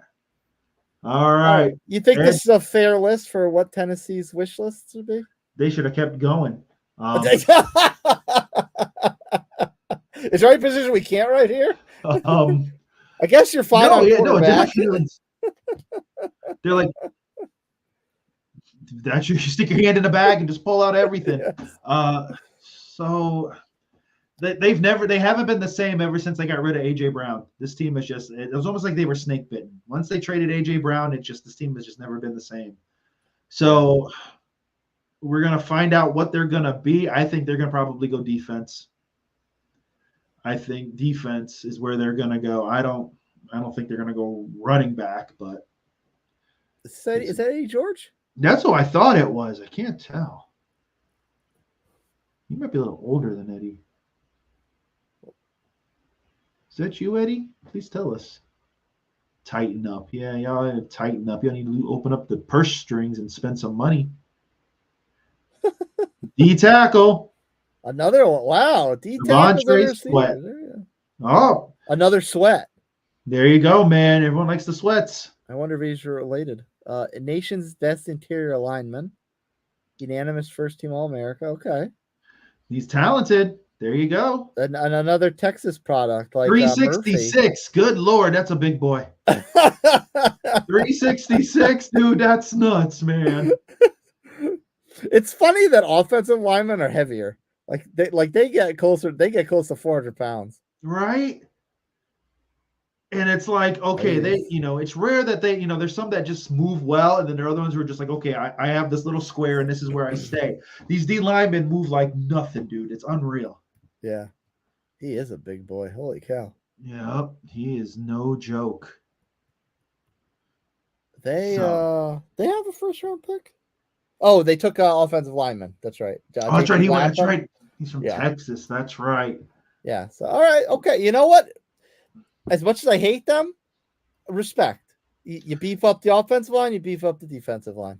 I think that's what you got to do. I think especially now, this is where teams live. I think this is how you win. You got to make sure you got a solid line. You just roll with it from that point. Yeah, and the fact that the reins have been handed to Levis, you need to build this team up as fast as possible with as much big blue chip talent as possible. Yep, exactly. Figure out what works and spend the money on someone, next year or something that could fill the biggest hole before you have to pay Levis. True, because you have to be really honest and say, hey, does this team legit have a chance to make the playoffs? Because that's what you've got to say. And right now, I don't think Tennessee is there yet. I think they'll maybe surprise some people. They do have talent, but I don't think they're there yet. But if you're working on a 3 or 4 year plan and these guys are it, then that's what you do. Yeah, the AFC South is slowly starting to come back around because, obviously, I kind of thought Indy was getting close, and AR's injury is making it look not so much. But Houston's way ahead of schedule with what Stroud did as a rookie. Jacksonville, obviously, their star's not quite as bright, but you still can't write them off. You can't, but their window has closed. I think it's closed a bit. Yeah. So I think they got kicked in the teeth. I think they thought it was going to be a nice, easy run this year, and reality set in. The Bruce. Isaac Bruce. The greatest show on turf. There you go. So who are the Rams taking? Who are the Rams going with? They have first round pick? Yes, they did. Yeah, they did. Yep. It was their first one in 8 years. Yeah. It was that. So that was this year, wasn't last year. Right. Because they mortgaged their life for that Super Bowl. That's right. Brandon Fisk, another D tackle, huh? D tackles are falling, man. They're going. And that's let's be realistic. That's the way to do it. They are just. It does make sense because they do have to figure out how to replace Aaron Donald, which is obviously easier said than done. I think it's one of those things where it's just, you got to do it by the sum of the part. You're not going to find that guy. It's going to be so rare to literally find the next Aaron Donald, which it's impossible. Yeah. So I think you sit there and say, okay, let's get some pieces and let's see what happens. This is good tape here. They had one that showcased him being very fast. Then they had another one that held him standing up to a lineman and still making the tackle. He's got a nice little swim move right here. I like that. Yeah. They run down a quarterback in the open field. He's got some speed. I like it. Washington trades the pick. That's interesting. To Philly. I'm going to be honest here. Philly, man, you got to give them credit, man. Philly, they know what they're doing. They can't win the Super. They can't either get to the Super Bowl or win it, but they know how to make moves. They make it. It's like a chef. they make quality food, but it's not Michelin star, but it's just like there. Yes. It's the favorite place you'll go to, but you're like, nah, I'll spend 18 on that, but I'm not spending 20 on it. It's one of those things, and I don't know how I can. Oh, so he's got a favorite karaoke. It's like having a steak at Outback versus having a steak at St. Elmo's. Yeah, there you go. There you go. It's or like a Chili's. It's like, I'll have the steak at Outback, but no, don't give me that Chili's mess. You went the opposite direction. I did. I was going steak up. You were going steak down. I'm like, you're like, you're chewing rubber. You're like, yeah, that's Chili's. All right. Now, you have to wonder here if the defensive tackle rush is going to keep going because they got rid of Fletcher Cox. Yeah, he retired, so it could be. Well, here's the thing, too. They also need to think about the offensive line because don't forget, Kelsey retired as well. Right. So are you going O-line? Because I don't really think you got to go position. True. I don't think you definitely can't be going wide receiver. No. Well, that's an interesting point, and I wanted to talk about it at some point because there was a kind of a lot of offseason headlines since our last show, and we talked a little when it happened. They paid Devontae Smith, gave him a ton of money. I'm like, oh, what's AJ gonna think? A couple of days ago, AJ wound up getting paid too. So here we are thinking like, okay, they're going cheaper because they'll probably save $20 million paying Devontae Smith instead of AJ. And they just went ahead and shelled out the money. And I honestly, I didn't think that was going to happen because they gave that money to Saquon. Yeah. So it's like, where's all this money coming from? Exactly. I sat there and I was like, oh, okay, so you're paying him. Oh, you pay him. Where's it's you got to give Philly credit. They know how to manipulate the system and they're going to pay the guys. So this is probably Philly's best chance all in to say, okay, if we're going to the Super Bowl, it needs to be now. Yeah. But yeah, you figure Fletcher Cox. But don't forget, last year they drafted pretty much half of the Georgia team. That's right. So you got guys who are ready to step up. Mm-hmm. You got Kelsey. You've got to, you got to replace that, but you can't replace the leadership. So that's going to be interesting to see. Yeah. Well, Jerron Carter, I think Jerron Carter, that's his name, the defense from Georgia that they took. Yeah. Yeah. He was very good last year. He was very good last season. So they've got talent, like I said, and you know who's just hating all of this? It's the Dallas fan base. They're like, how can the That's right. How can the Eagles do all this, but we don't even know if Dak's our guy because they haven't. Dak's contract's up. Like they haven't. You got to pay Dak if you're going to keep him. CeeDee Lamb, Micah Parsons. You have all these guys here, and Jerry has not offered the money. I think what's going to happen is whatever happens this year with this team, he's going to sit there and pick whoever he wants, and the other guys are just going to end up taking walks. Dallas is the real life epitome of that Starship Troopers gif. I'm doing my part. I didn't do fucking shit. I love that guy. I want to put him on a t-shirt. That's it. I will watch one of those all day and I will laugh hysterically. And it's like, yep, that's life right there. I know someone just like that. Don't do nothing. And he's all proud about it. I will live that for life. It's great. But it's the truth. That's a Dallas Cowboy fans. That's what your ownership is. They ain't doing nothing. So now you're going to sit there and what's Dak going to do? Like, really, let's be realistic. If you're not going to where's Dak? Someone's going to pay Dak. Mm-hmm. He was a runner-up to MVP. So, but at the same time, look at the talent he had around him. Can he do that with a lesser talented team? Yeah. Are you willing to let Micah Parsons walk? Yeah. Because I'll tell you, the Eagles will pay him. I bet you the Eagles will pay him. And they'll find a way to pull more money out from under the mattress. And then they'll be and then Dallas fans will sit there in shock and beg for Jerry to sell that team. That would be the move. So I think at that point, we pretty much could say right now, Eagles are winning that division. Let's just say it now and move on with life. Move on. The other point, well, we'll wait for the pick. Because there was something I caught on the interwebs a few hours ago that I kind of made me raise my eyebrow a little bit. Brandon in a good Graham. way. Brandon Graham, okay. Defensive end? Yeah, I think he retired. Oh, that's right. I was just gonna ask, is he still there? I haven't heard his name in a while. I thought he retired or they signed him to a 1-year deal. Okay. I think. I'm not 100% sure because I think there was talk of him retiring, so he may be there for one more year. I could be wrong. So Philly, you think the best move here is just to keep going defense? Here's the deal. Or offensive line. I think well, if you've got a quality center, I think you're going to need that. I think you go center if you can. But no, I say shore up that defense really because I think your offense is set. Like let's be realistic. I think you want to have I think you go defense and just be stingy as all. Oh, Cooper DeJean. Wow. Oh. Look at this. Eagles take 2 corners. Yes, the next Jason Sehorn right there. The Great White Hope. That's it.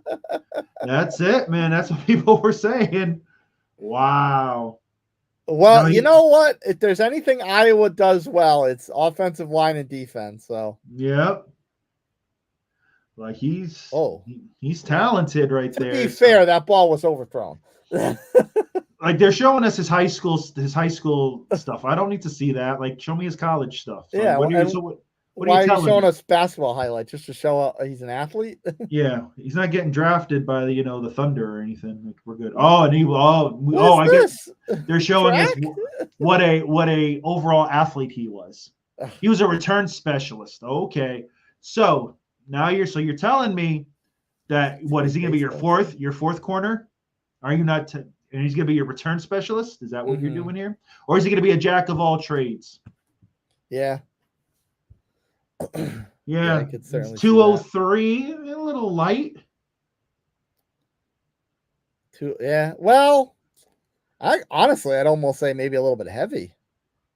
I figure cornerbacks, you got to be 190s to. Yeah, but you got to be a little physical too, though. But because think about it. Well, in the NFC, there's a taller physical guys. You got to be able to. Yeah.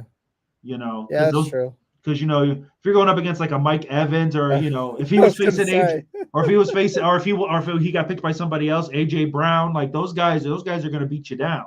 Mm-hmm. So maybe he may they'll probably use him in some funky ways, but hey, he's talented. So hey, this could be the whole the best available. And we're like, all right, just take talent. Yeah, but if they're secondary, if this kid can play, it could be scary. Yeah. Well, speaking of guys that are, that wasn't JJ, was it? Oh shoot! This looks like the Saints are on the board. Yeah. Oh, now you get to find out what next player you're going to be cursing out. What hunk of junk? Whatever. I'll need a lot more than that, man. Taysom Hill. Yeah. He's not just call him Taysom Hill somebody. Taysom Hill that guy looks happy. Oh, stop it. You guys are literally the third best team in the division at best. Like Kool-Aid? Wow. They drafted someone named Kool-Aid? They took Kool-Aid. Ooh, Kool-Aid was nice. Kool-Aid McKinstry. From Alabama. Yep. He's like, damn, that's where I gotta go. There seems to be there's a real theme going. Like when you see a receiver taken, people take more receivers. If people take a D tackle, people take more D tackles. Now you're gonna run on corners. It's like there's no variety so far. Everyone's kind of falling in suit with whatever everyone else wants to take. There you go. No, Kool-Aid's legit. He had a bit of a foot issue, but he still can play, man. When he's healthy, he's legit. Okay. But it's a situation of, is he the replacement for Lattimore? Because I think there's talk of them at some point moving on from Lattimore. Okay. Which could happen. I don't know, but he's good. I thought maybe they would have went receiver because they, were moving on from, Michael Thomas. Yeah. He's certainly he's got to be a good corner. For them to have the corner, he's got to hit because obviously you got Mike Evans, you got London to worry about more now that he has a quarterback. Yeah. There's some. If Carolina could go offensive line, you would eventually have to worry about Bryce Young throwing to people. But you might have a little bit of a breather until that happens. One day Bryce might throw the ball. Yes. But hey,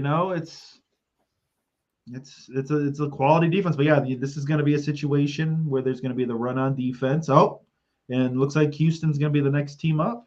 Yeah. Well, Houston. Okay, this is a good segue because so Ricky Pearsall, the Niners took at the end of the first round.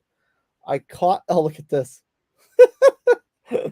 Kool-Aid Man. Oh yeah, I saw. You mean that clip when he was at home and when they announced he goes, "I'm gonna be a Niner." I was like, "Are you serious?" Oh, well, actually, no, I didn't see the clip from home. There was some. I guess it was an internet talk show, much like ours, and they had C.J. Stroud on, and I guess he's boys with Ricky Pearsall. So when he got drafted to the Niners, he's sitting there with his jaw dropped to the floor, like, "No, that's my boy. That's why I wanted him." I was like, obviously, I'm happy we got in the first round. He's gonna make more money, but damn, I wanted him. So maybe Ricky Pearsall is a sneaky type of player. Oh, they went corner. Another corner. Kamari Lassiter. Okay. Okay. There you go. All right. You know what? If he's good enough for second round talent, that's just another toy for DeMeco Ryans to play with back there. Exactly. And DeMeco knows what he wants, so this is could be something special. So at the age of 3, what 3-year-old's playing football? Already got him on the roids, shooting him up. Jeez Louise, man. Let your kid grow up. Let your kid play in the dirt. Give your kid a G.I. Joe, for God's sakes, man. It's like, I can bench 220. It's like, they were doing like, what was it, Keen and Peele, when they do like that whole college thing, when they do like, the player introductions. Yeah. He's like 3 years old. Kamari Lassiter. Rolling out in diapers. I bench 238, and I like Dora the Explorer. And he's 3 years old. It's like, come on, man. It's crazy. When he's lining up against a receiver, he starts singing, "Paw Patrol, Paw Patrol, get there on the double." The guy's like, "What?" He's like, "I'm in your head. I'm in your head." Like, it's crazy, man. But no, it's the truth. Like, hey, it's a situation where he's, he knows what they're gonna do, and they're this year they're the hunters now. They've got to go out and do their thing. Teams know how good they are, but they're not holding back. They're going to shore this up. Now they got the bullseye on their back. Mm-hmm. As fun as this producing a show, it's really fun just freewheeling this and just like, okay, what are we gonna watch next? No, can't play that commercial. We're not getting nothing from them. Sorry, folks. Can't watch that. Next. I love it. I love it. What were some other hold on. There's some other storylines that we've kind of been talking about off air as far as just some storylines that we kind of missed since the last show. Mm-hmm. I'll have to remind myself of a few. Oh, the Lions.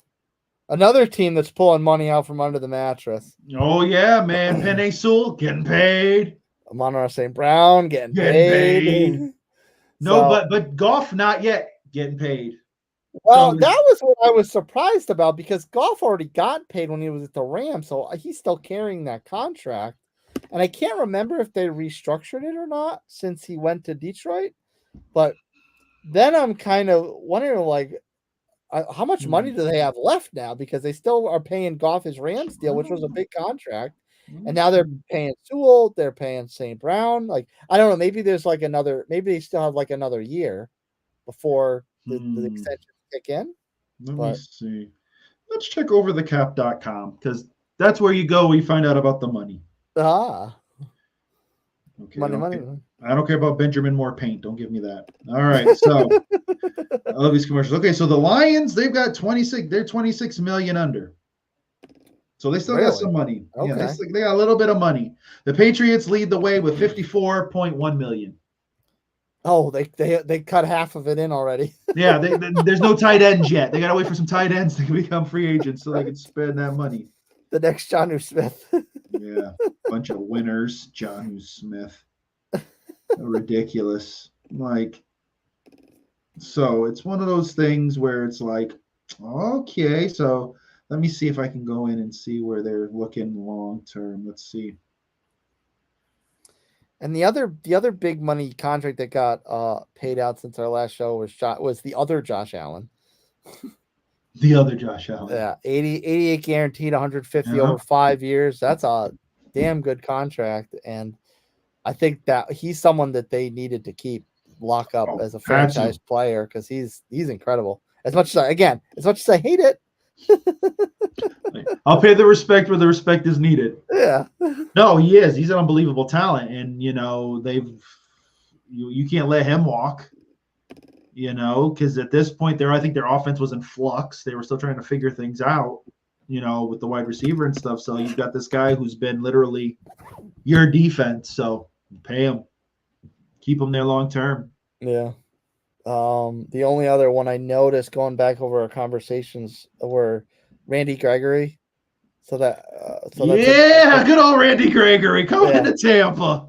Obviously, he's not Shaq, but a good little rotation piece, I suppose. Yeah, and he in his interviews he was like, "Yeah, I'm not coming here to be the guy, not at all." He goes, "I know I'm not that guy, but I'm going to help out where I can." So I think, and when you watch Tampa, you see that they put guys in spots where they can perform. So I think it'll work well for him.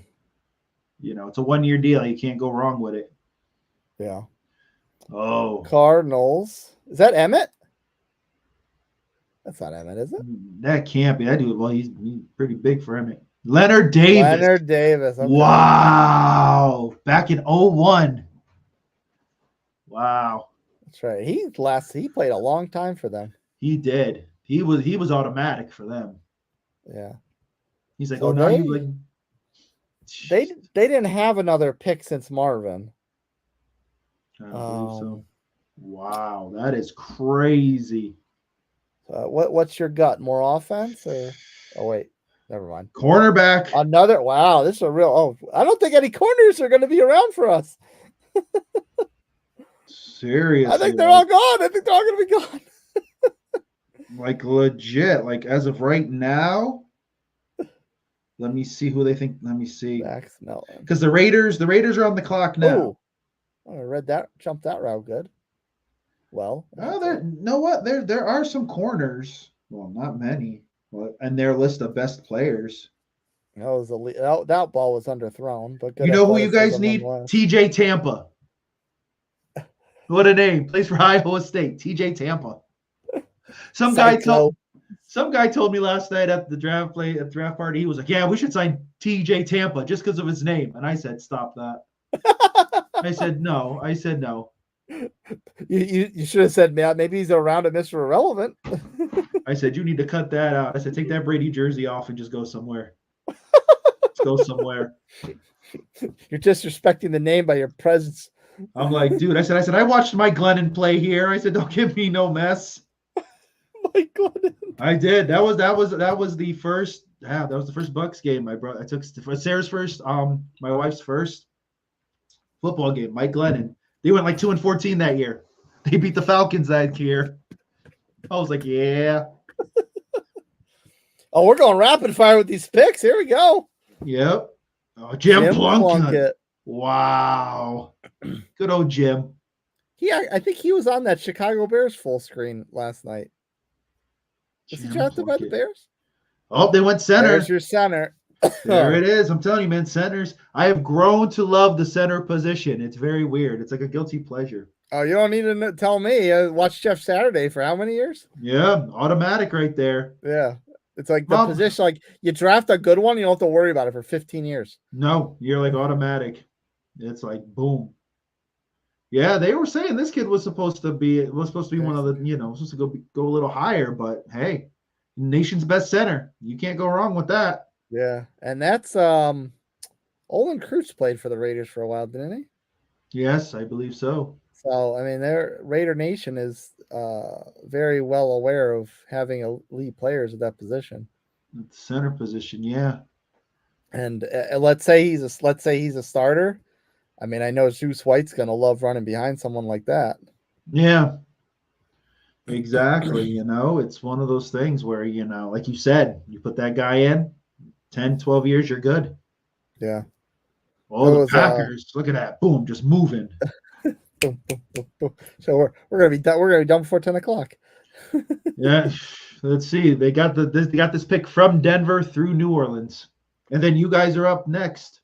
Oh, here we go. All right. Hopefully someone's left. I'm actually be curious to see where we go though, because we could go wide receiver, we could go corner if someone's still around. Let's see. Well, there are receivers available, man. There's talent. There's receivers left. Yeah. Their pick right now, their neck. Let's see. What's his name? Adonai Mitchell from Texas. Okay. He's a wide receiver. He's solid. His pro comp is George Pickens. What they're saying here. George Pickens is I'm so jury's out on him because when he actually gets the ball, he can be amazing, but he never gets the ball. Yeah, but that's not his fault though. I just look what he had throwing to yeah, him. look at his quarterbacks. Exactly. And then you've got some edge, some linebacker guys. So it's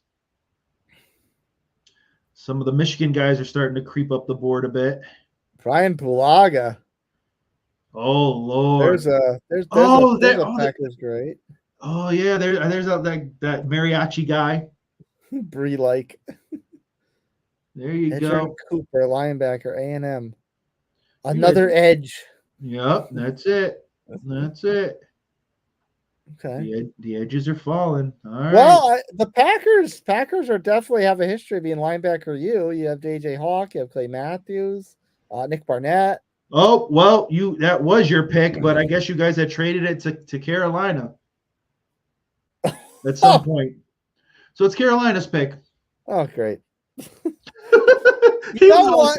It wouldn't shock me. Nutmeg was all excited. Nutmeg was like, right, let's get it done. And he's like, okay, great.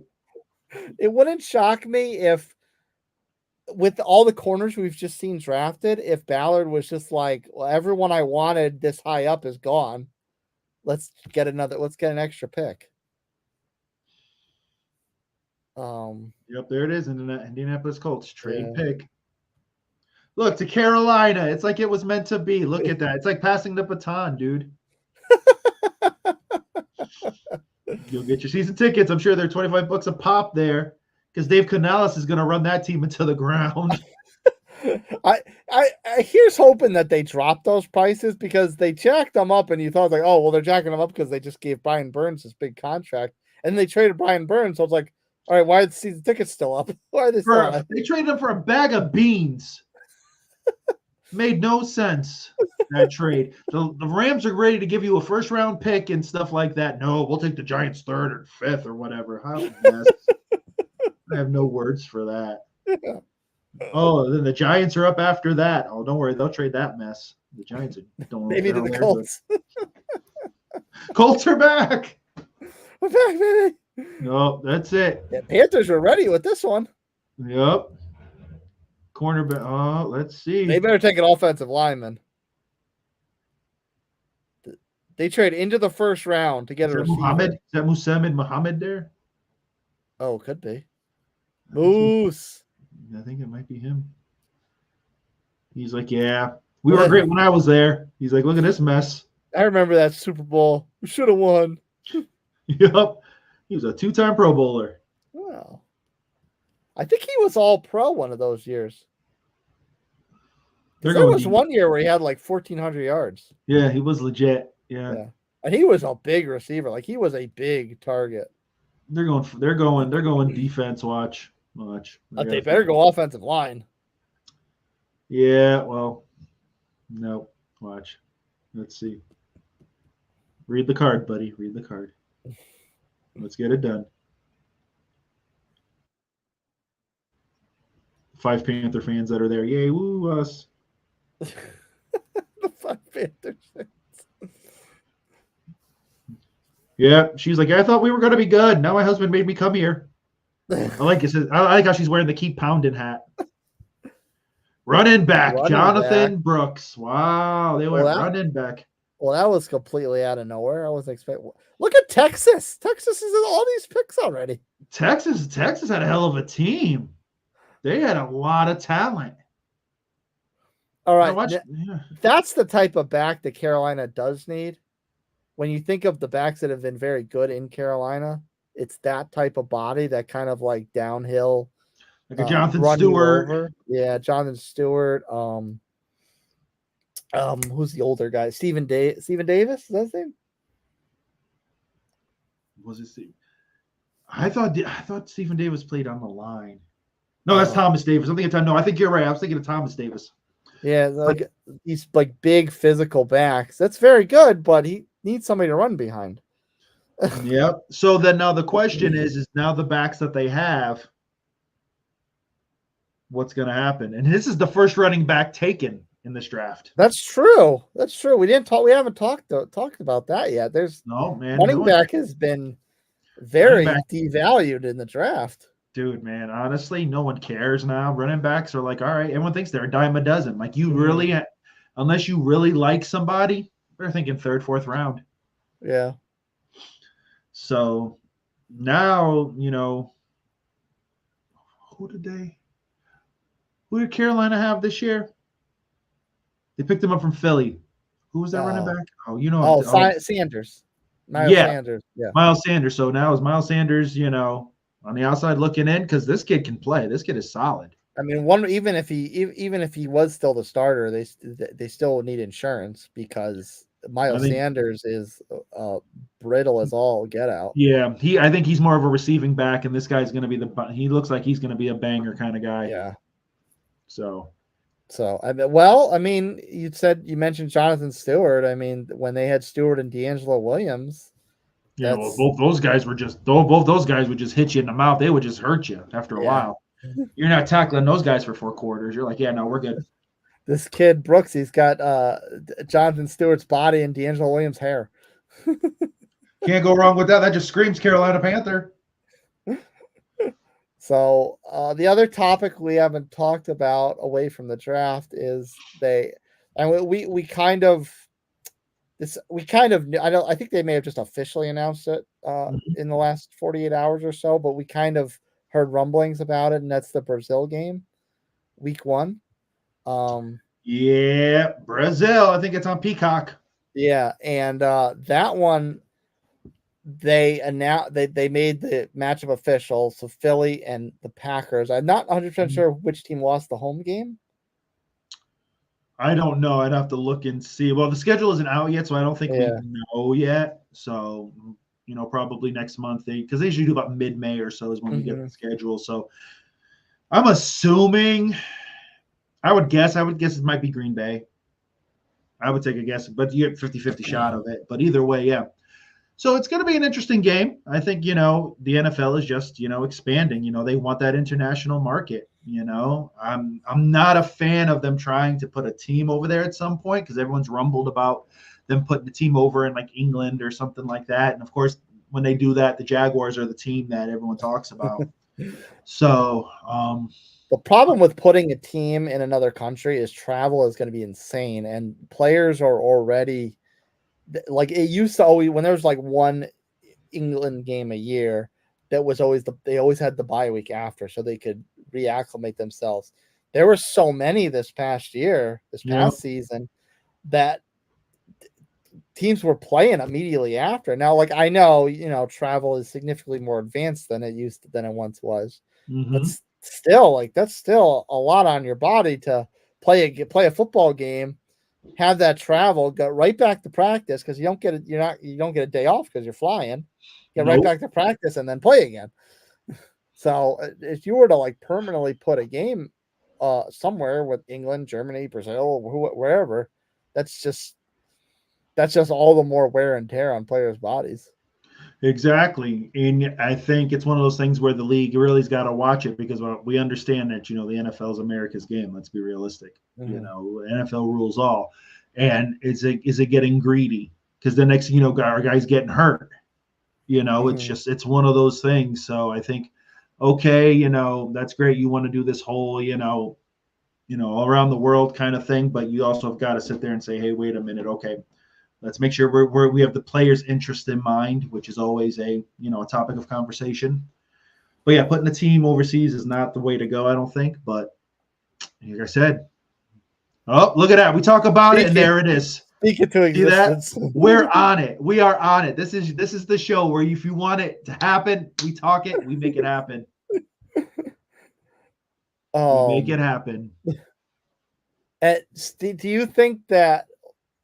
What do you think of like the fact they chose the Packers and the Eagles for that? Because you figure for a game like that, especially it's the first one, they're gonna choose two highly marketable teams. Yeah. So the Eagles, pretty much a guarantee. They've been one of the elite teams in the NFC, NFL as a whole. So definitely it. I think, yeah, Green Bay, they're, depending what they do this year, they've been, they're up and coming. So yeah, Jordan Love is that guy. He's the next guy. Tyler Nubin. Okay. Tyler Nubin. And Green Bay, probably other than Dallas, is the one team that probably has the biggest spread across even this country. Like that, you can go somewhere and always see a Cowboys jersey. You can pretty much go anywhere and always see a Packers jersey. Exactly. So it's the teams that are marketable. Everyone around the world knows Dallas, knows Green Bay, so it works. Yeah. It's not like they're going to stick Carolina there. Yeah. That's right. Brazil be like, no, don't come back. Don't bring the Panthers here. Don't bring the Panthers here.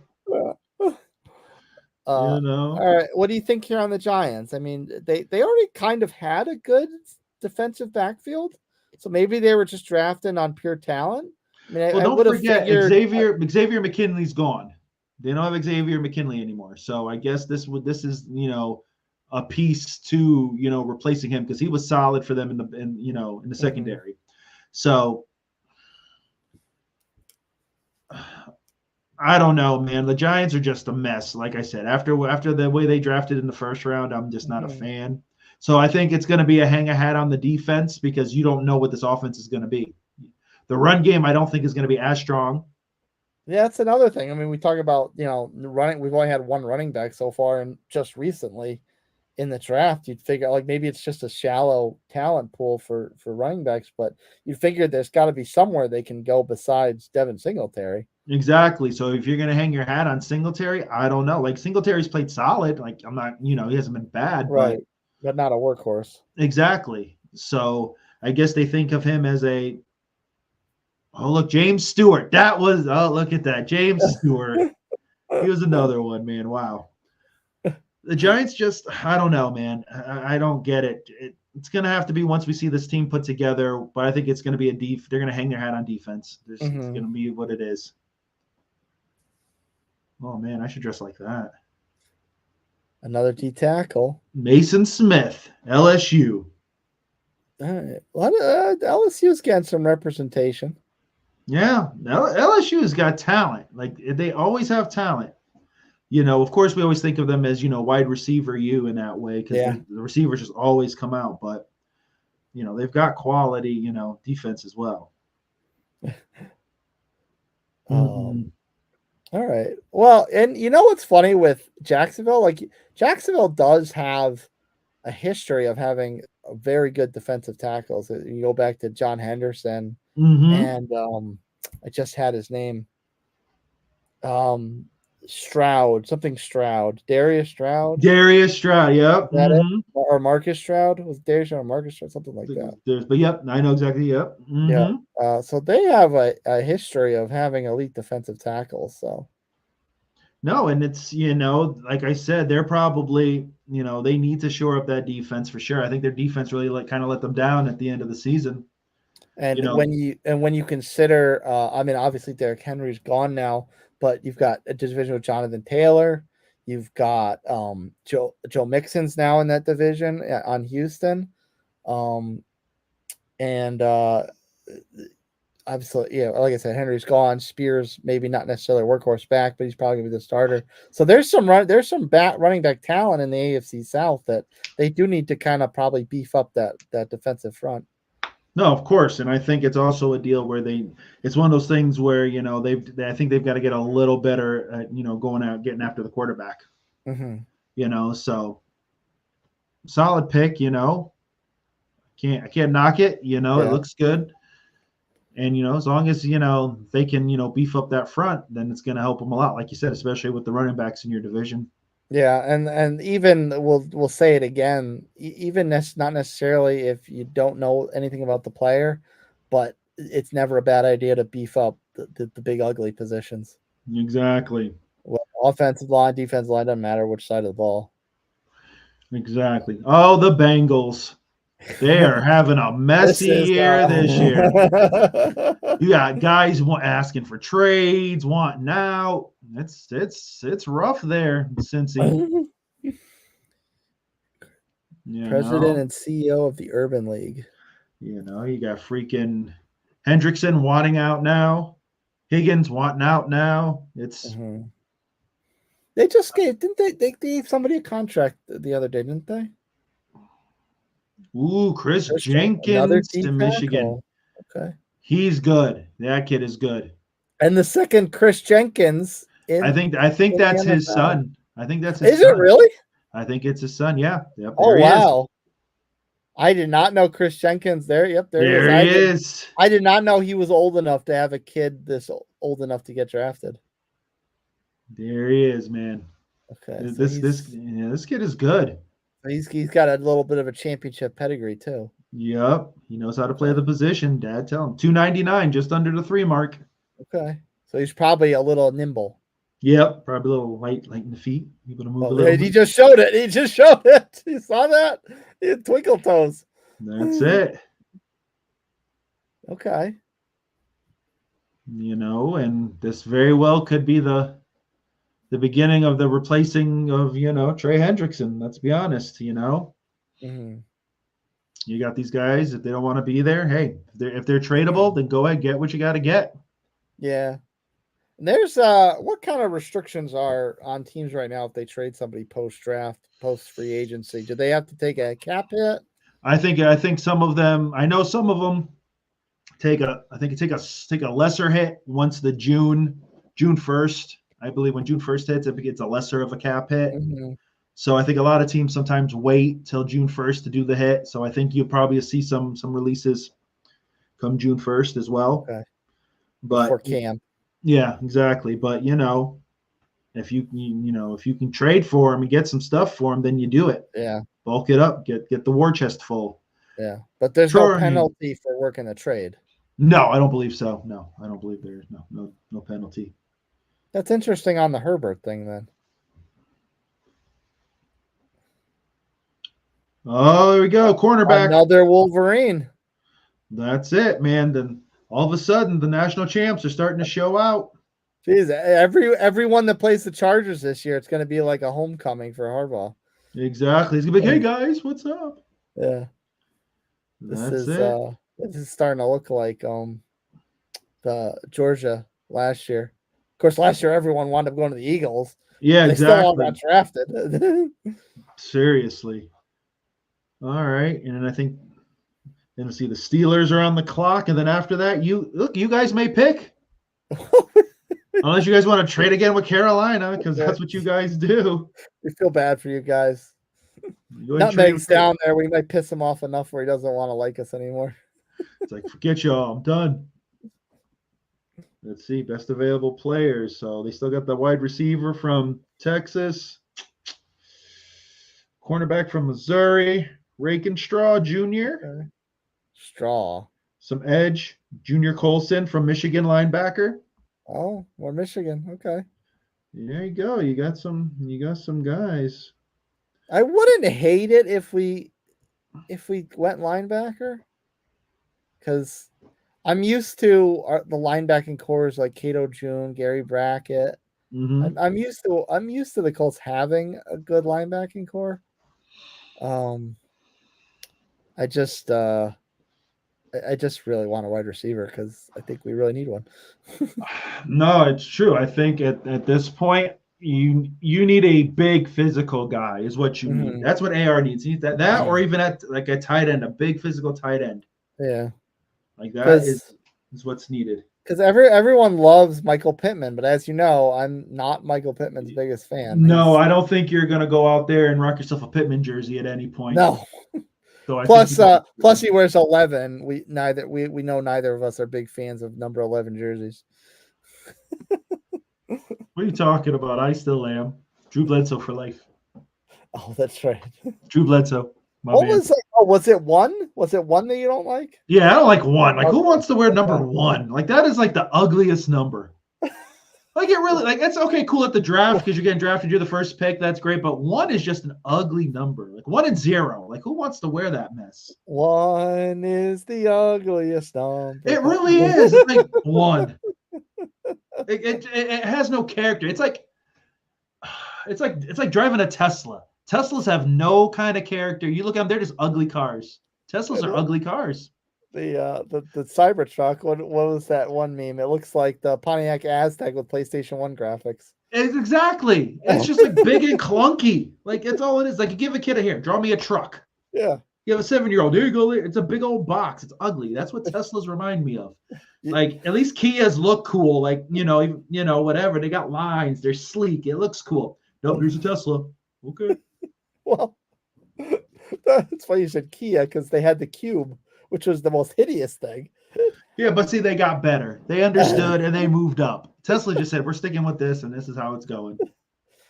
The weird part about Tesla is also they have no grill, like the sedans. They have no grill.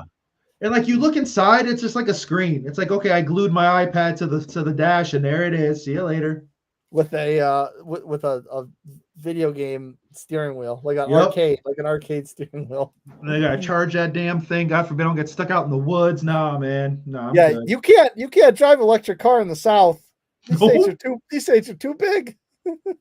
Oh, seriously, I won't even make it halfway. And like, where am I charging? I don't know. Yeah. Ended up in Deliverance country. No. Give me a gas guzzler. Give me a gas guzzler all day, every day. Sorry, Earth. I apologize, but I want to live. I got to survive. I want to live.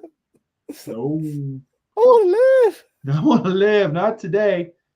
I start hearing, I'm out. I don't want your life. Varsity Blues. Like I said, if you ain't seen it, get it. One of the most quality football movies there is. James Van Der Beek's finest work. Be real. It's like his finest work. You know what? That means a lot coming from you, one of the onset Dawson Creek fanboys. Exactly. Like, I was all about Dawson back in the day. Then once he got older and started crying, I was like, oh, I can't handle you, man. But his early Dawson's work is great. But yeah, man, that's when he was like ready to take that leap into movies. Like this was it. And then it just never really happened. Now he does like TikToks and he's like taking walks and like giving words of wisdom. And I'm like, nah, dude, we're good. Just give Pacey, give what's her name the ladder and let her climb up in your window and just let's play the song. Let's get it done.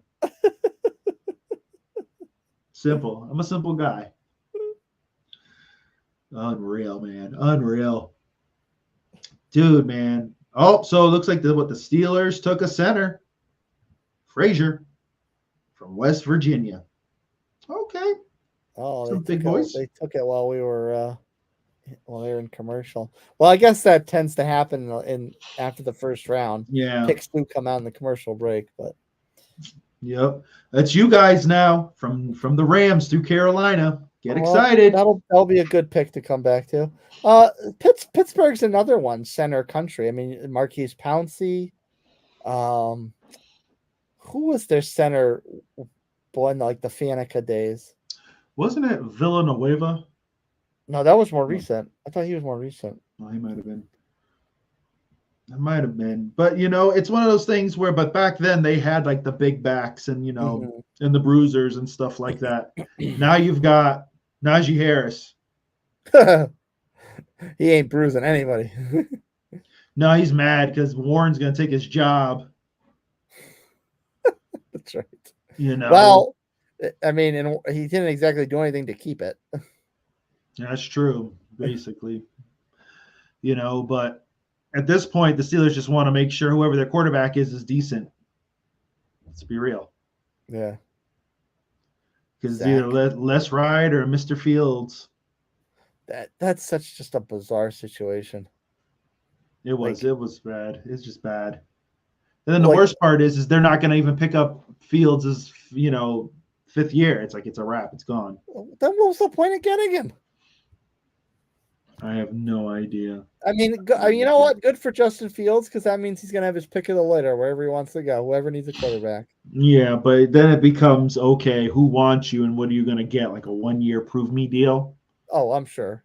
Unless, of course, he's the starter, and this is his prove me year. All right, but where's he going to start? Now, at this point, you're sitting there going, okay. Well, I'm saying if he winds up winning the starting job in Pittsburgh. Oh, yeah, which very well could happen. Yeah. Very well could happen. Yeah, because, I mean, do we really think we think Russell still got it? I mean, yeah, he showed it a little bit towards the end, but I don't think so. I'd like to see Justin actually win out and, be the starter. I'd like to see him actually have a chance. But we're going to see. Oh, look at you guys. The pick is in. Get excited. This is punter. You guys are going punter. Yes. Can you imagine drafting a punter in the second round? Hey, man, you might have an incredible leg. Incredible leg. It's the Pat McAfee. Pat's coming back. Pat's coming back. I wonder. So you see the College Game Days hosting this one, or whereas first round last night was the league NFL guys. Yeah. I wonder if like tomorrow for the later rounds they just let McAfee's guys host. That would be great. Yeah, but I don't know, man. Those guys get a little rowdy. I don't know. They might. They can't tape delay the draft. Yeah, can't do that. It's got to be legit right there. Zaire Franklin. Look at him all dressed up, ready to go. I like Zaire Franklin. No, I guess he's still there. He didn't. Yeah. Oh, here we go, folks. Question is. Although he's the wily veteran now. I'll be happy with either receiver, corner. I'll be happy with either. Yeah, you know what, folks? It's gonna be a punter because Nutmeg has hopes and dreams. You don't talk about them; just let them happen naturally. You don't jinx yourself, buddy. Oh, look, ESPN's app beat the feed. It's Mitchell. Oh. Adonai Mitchell. There you go. There's your wide receiver. And you know what? The Texas well continues. There it is. I swear, like we're getting to the point where like a third of the picks so far have all been from Texas. There it is. Okay. He's big. He's a big receiver. Yeah, he goes. 6'3", I think. There you go. Can you show his specs? Yeah, like can we see what he's about? Let me see. Let's see. Let me see him. Show his family story. He's 6'4", 196. Holy cow! Well, we wanted big. Yeah, I'll take there that. There he is. Okay, I like that big receiver. There it is. Big target because I mean, obviously AR's probably still got his accuracy to work on. So bigger guy to throw at. Probably got a long reach. Yeah. All right. I'm with it. I'm happy. So that's probably what it was. Ballard probably just traded down because he figured the guys he wants, he doesn't need to draft that high. True. Wait. Oh, he was on the Georgia teams. Oh, so he was a portal guy. Mm-hmm. Oh. Okay. Championship pedigree. All right. There it is. Well, that said 6'2". That's interesting. Oh, so this is him over in Georgia. Okay. I mean, even if he is 6'2", that's still a pretty big receiver. Interesting, I must say. 4.3, 4.40 is very fast. Oh, yeah. Go up and get it, young sir. There it is. Oh, yeah, AR is going to be airing it out with him. Ooh, nice little route right there. Nice move. Ooh. Shaking out his pants. There it is, sir. There's your future. All right, I'm with it. He's like, thank you very much. I wonder if wonder if we got an extra pick lower down for that trade. And now we're Washington. Yeah. The Commanders. Pick 52. So we got 8 picks left. No. 10 picks left. No, 12 picks. 12 picks. Lots of picks. I thought we were moving fast. Seriously. Like, good Lord, let's go. Oops, sorry. Commercial. Oh, yeah, that's right. We don't give anybody nothing. You don't get nothing unless you're giving us our own cheese. That's it, man. That's it, man. Yeah, I mean, we could be getting in enough trouble for taking a broadcast. That's all, man. We're gonna get shut down. Great. Well, guys, it was great. It was great. We'll be under something else, like Nutmeg's Cooking Fiesta or something. Just look for us. We'll be around somewhere. Rumble won't shut us down. YouTube could, because they're all in each other's pockets. You know what? We're not wrestling, so we're good. They'll shut down a wrestling feed before us, so we're good. That's right. We're good. That's right. It's not a pay-per-view. Exactly. But no, you guys got your wide receiver. Very cool. Very good. Yeah. 6'4", man. That's nice. So yeah. I think it's going to be one of those things where, you guys are definitely going to be taking more shots down the field. I do think, maybe a tight end. I think a tight end would be nice. Someone who can, block, but definitely get down the field. I don't know how much more Ali Mo Cox has got in him. No. Yeah, especially because Kobe Fleener wasn't exactly the follow-up. Kobe Fleener wasn't exactly the follow-up to Dallas Clark that he should have been. Kobe Fleener. Oh, man. Good times. We'll draft Andrew Luck's favorite target in college. It'll be a great idea. I swear. And then every other team in the league said, don't do that. Don't do that no more. I think back on the Ryan Grigson years, and it's just like, how could someone coming from the Philly front office been so inept? Like, the only pick he got right was Luck, but anyone's sixth cousin half removed would have taken Andrew Luck. Yeah, but you know what? You hang that on your resume. It's like, okay, well, you know what? That kind of pick buys you a couple of years of, okay, well, if I have a bad pick or something like that. I drafted Andrew Luck, and then I threw him to the Wolves for 6 years. I didn't give him any protection. I let him get his tail whooped, and boom, he left. He said, I'm out. On the eve of the season. I'll never forget watching. I was like, it was preseason game, and it was like, what? I was like, what? You know what? That's the second time that happened, because Payton's injury was like right before. Payton's neck injury was right before the season too. I was sitting there going, this man's leaving. What? The Colts were set up with all these primetime games, and they showed Luck walking to the locker room, just waving to people, because it was all over the news and people were booing, and I'm like, what? How it goes down? Dang. It's insane. Oh, the UFL, the Brahmas, and the Arlington. Is that Arlington Renegades? I think so. I'm telling you guys. St. Louis Battlehawks. Get that UFL. Get that fixed. That UFL. It's not bad. It's good ball right there. Yeah. You could be watching the next Ben DiNucci. Ben DiNucci. Yes, I don't know why I wanted to say Bryce for some reason there. Well, that's where Bryce is going to end up. Forecasting. Yep, there it is. All right. Yep.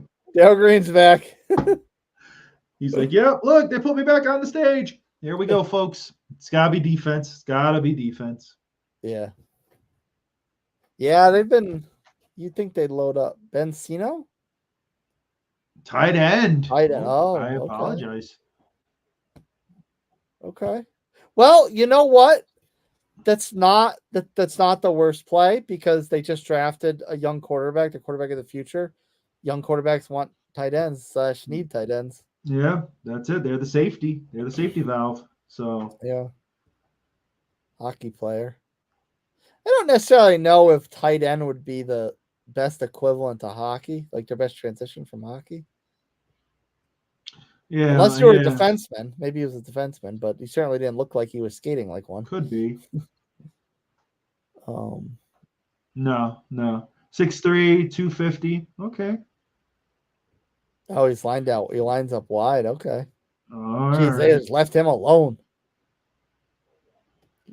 Left him like if they threw that ball any sooner, it just would have been an open touchdown. Yeah. He Yeah, lines his up in the route. backfield. Okay. Okay. He's all right. Yeah, they got back-to-back picks here. No, it's Oh, okay. Cleveland. Come on, ESPN, update your graphics. I know we're stealing your broadcast here, but We were fine till Nutmeg started talking about how we're stealing stuff, and it's great. We're gonna get yeah. boomed. Gonna get that big old message in the middle of the screen. I'm gonna be like, click off. Don't come after me, government. No, like you said, it's a good pick. Tight end. Yeah. And And again, here's Jeanette. especially because they just took a young quarterback.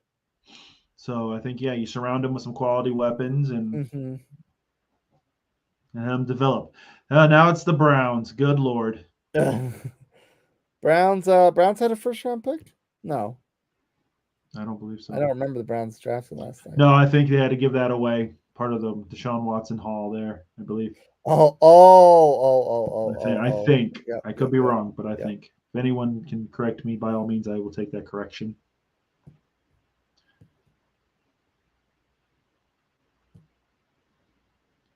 So who are the Browns taking?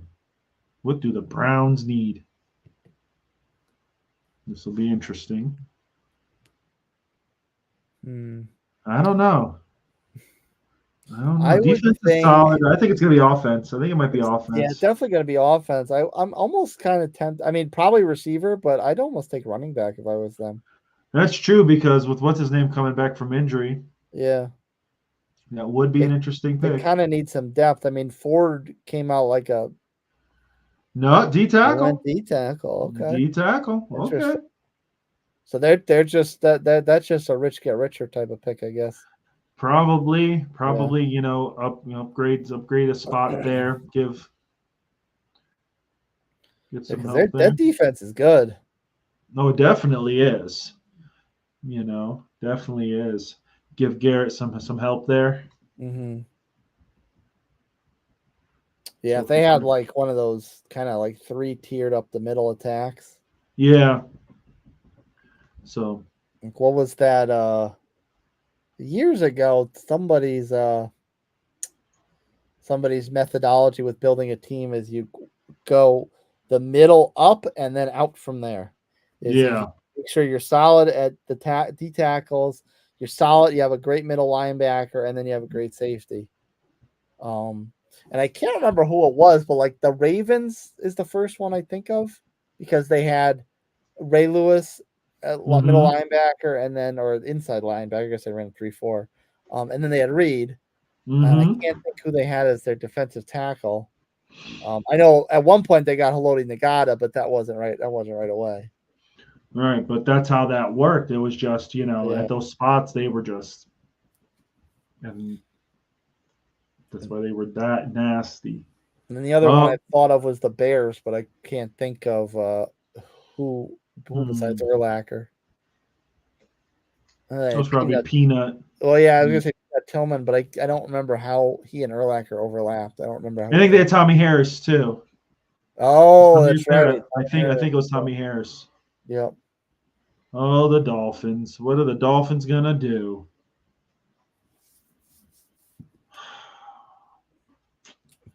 Dolphins need to just go all defense. Yeah, because they lost what's his name on the D line. Yeah, Wilkins got shredded. Yeah. Unless there's some great offensive linemen because they got to let on the board right now because they got to keep Tua healthy. Yeah. But I would think their main priority would be defense because they lost so many pieces. Yeah, that's what I would say. Yeah, they lost Xavier something in the secondary too. Rhodes. Yeah. Yep, him, Wilkins. He ended up going to the Raiders. So it's the pick is in. Da-dun, da-dun, da-dun, da-dun. Wouldn't it be funny if Ricky Williams walked out right now?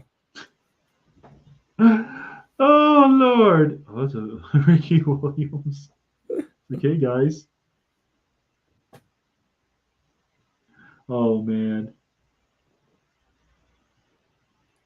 Richmond Webb. Wow. 1990. I remember him. Whoa. I was Richmond gonna Webb. ask. You got a better chance of remembering him than I do. Yep, Richmond Webb. I remember him. Okay. D tackle, D Patrick tackle. Paul. This is the D tackle round. That's it. I think it's like less than one hand's worth of players that haven't been a D tackle, a wide receiver, or a cornerback. Wow. We've had like what, one safety, Oh one no, wait tight a minute. end, one I running back. apologize. He's offensive tackle. I apologize. I heard that Oh, that's an incorrectly. trying to I read read this that little word. incorrectly. I Okay. apologize. Well, I was saying that's what happens when you get this kind of feed here. It's not all clear and stuff. sorry. But I think Okay. that's as much as their defense got wrecked. I think offensive line was a big need as well. Yeah, like you said, you got to keep two. You got to keep Tua up and upright. So that's the way to go. Yeah. But hey. Oh, and Dallas is on the clock. Oh boy. Oh Lord, this ought to be fun. I had to fucking shit. Yep, that's exactly what it's gonna be. Jerry Jones sitting there going, how much you want to bet we get a little trade? Cowboys trade pick. we're trading down because we think all the talent's in the 6th and 7th round. Yes. Also, of no coincidence, the fact that's all we have salary cap room to pay. That's it. No coincidence. Wink, wink. Like, come on, man. Cowboys trade pick to Tampa Bay Buccaneers. We have the next pick after them, so hey, I'll take both of them. I'll take them. Beggars can't be choosers. I'll take it. I will take it. All right. That's it. So what's Dallas doing? What is Dallas doing? Let's see. Ooh. Wait, it wasn't Rutgers. He didn't play for Rutgers. Houston. That's what it was. Houston. Yeah. Miami selections. That's where they took Chop in the first round. Okay, well, D-line, little O-line.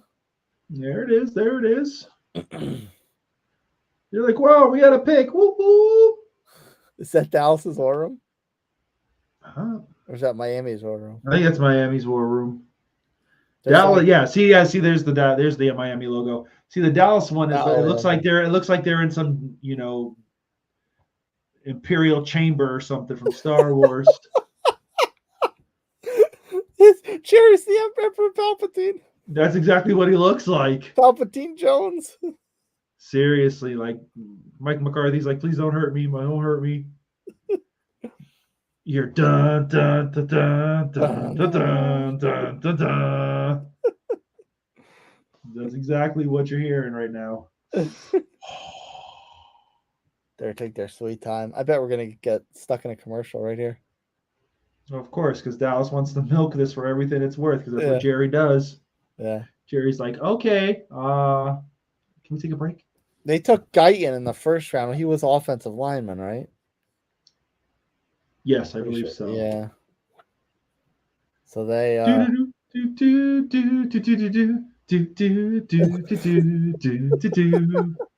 that's what he's playing right now on his little disco ukulele. His disco ukulele.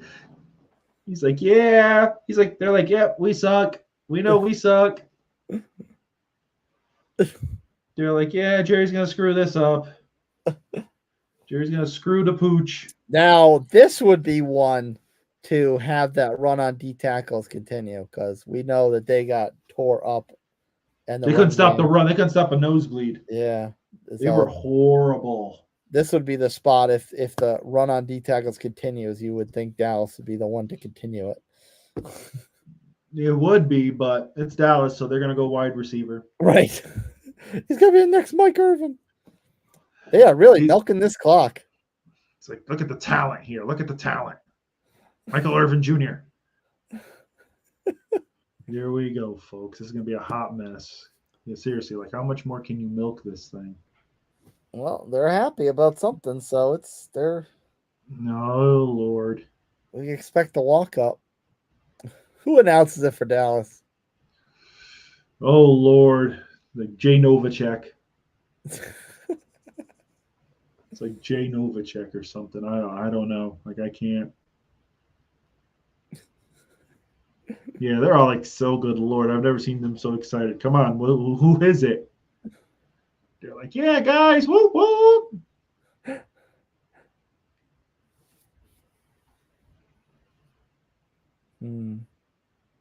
Wow. That guy's like, please don't mess this up. Please don't mess this. Yeah, really. It's like it's been so long. There's not been a lot of players that are there. No. Like, I haven't seen one second round pick walk up to the stage. I don't think they do it. I don't think the second rounders do it. The pick is in. Oh man, here we go, folks. Here we go. Are you ready for the greatness that is? It's a punter. It's a punter. No, it's kidding. No way. Come on, Jerry. Actually, I was kind of expecting Jerry to roll out in a wheelchair too. Oh my God. That's wrong. What? I didn't say anything about them. It's like it's Jerry. It's different. I can talk about Jerry. Mr. Jones, who you taking? Like I just. It's a quarterback. He's going QB. Go Can you QB. imagine? I would laugh my tail off. I would be like, you know what? The Jerry move. That would be worse than what Atlanta did. But I expect that from Jerry. Yeah. I expect that from Jerry. I don't expect that from. Okay, Elvis, calm down. Okay, Elvis, calm down. Like I expect it from Jerry, not anybody else. But you know what? I bet you're right. Watch it be a receiver. They're gonna be like, he's incredible. We think this is gonna be the guy. He's gonna complement. He's gonna complement CD for at least another year that we have CD before CD leaves. Yes. Because CD's gonna be like, I'm done with this. Yeah, Jerry's paying him out the butt. I don't know, man. He probably will, but it's like you at least want to pay your quarterback. Mm-hmm. You would hope to pay the quarterback and be like, okay, we'll pay him. It's gonna be decent. Dak got paid. They just can't get out of it now. Yeah, but I think Dak's due for a freaking extension, and so I think that's the deal. Already? They're holding out. I think they're holding out on it. How long was the contract? They only gave him like a 3-year deal? Yeah, I don't think it was a long-term deal. Wow. I think it was one of those prove me 3-year mumbo jumbos, and now he's ready. They're ready to, he's ready to get paid one way or the other. God Lord. Edge rusher, Marshawn Nealon. Okay. You don't even know who he is. Stop that. I love when people are like, yeah. I'm like, do you know who this guy is? Okay, that's the worst tape. Why are they playing this tape? Like that looked like some like father who was running down there. That looked like me. It looked like me. My man was like, I think I can. Maybe it was the wrong video. Yeah, that's true. Maybe it was the wrong video. I don't know. Or maybe that was him. That was him his early years. I mean, I guess beef up the defense. It's never a bad thing, but I mean, if they're going defense, I would have tried to get something in the middle. Yeah. They already have. I mean, Micah Parsons can rush anybody. I mean, that's a position of strength, not a position of need. I guess maybe it's one of those things where, they put them both in, kind of gives them like a little more one-on-one action kind of deal, because that's what they want to do. You want to try to sit there and open that up. I don't know. and keep them mobile. Yeah. So that the offense doesn't necessarily know. Like, let's say they can both, they're both kind of stand up pass rushers. You move them around, like maybe Micah's down, maybe that Micah's a down lineman on one play, and this guy's running around, and then the next play this guy's a down lineman, and Micah's moving around. Yeah, that very well could be it. That could be it. Oh, sorry, Oral B. No teeth for you, folks. You don't need to worry about your teeth, your dentures. We don't support that. Oh, we're on the clock now.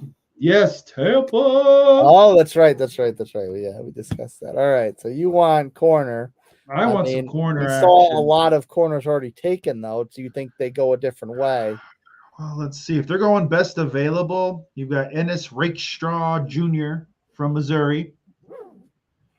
Linebacker, you go Junior Colson. He's from Michigan. He's not that bad. I did watch him play a little bit, some Michigan games. He's not bad. So it could be linebacker because it could be a situation where they're trying to look for the replacement for Devin.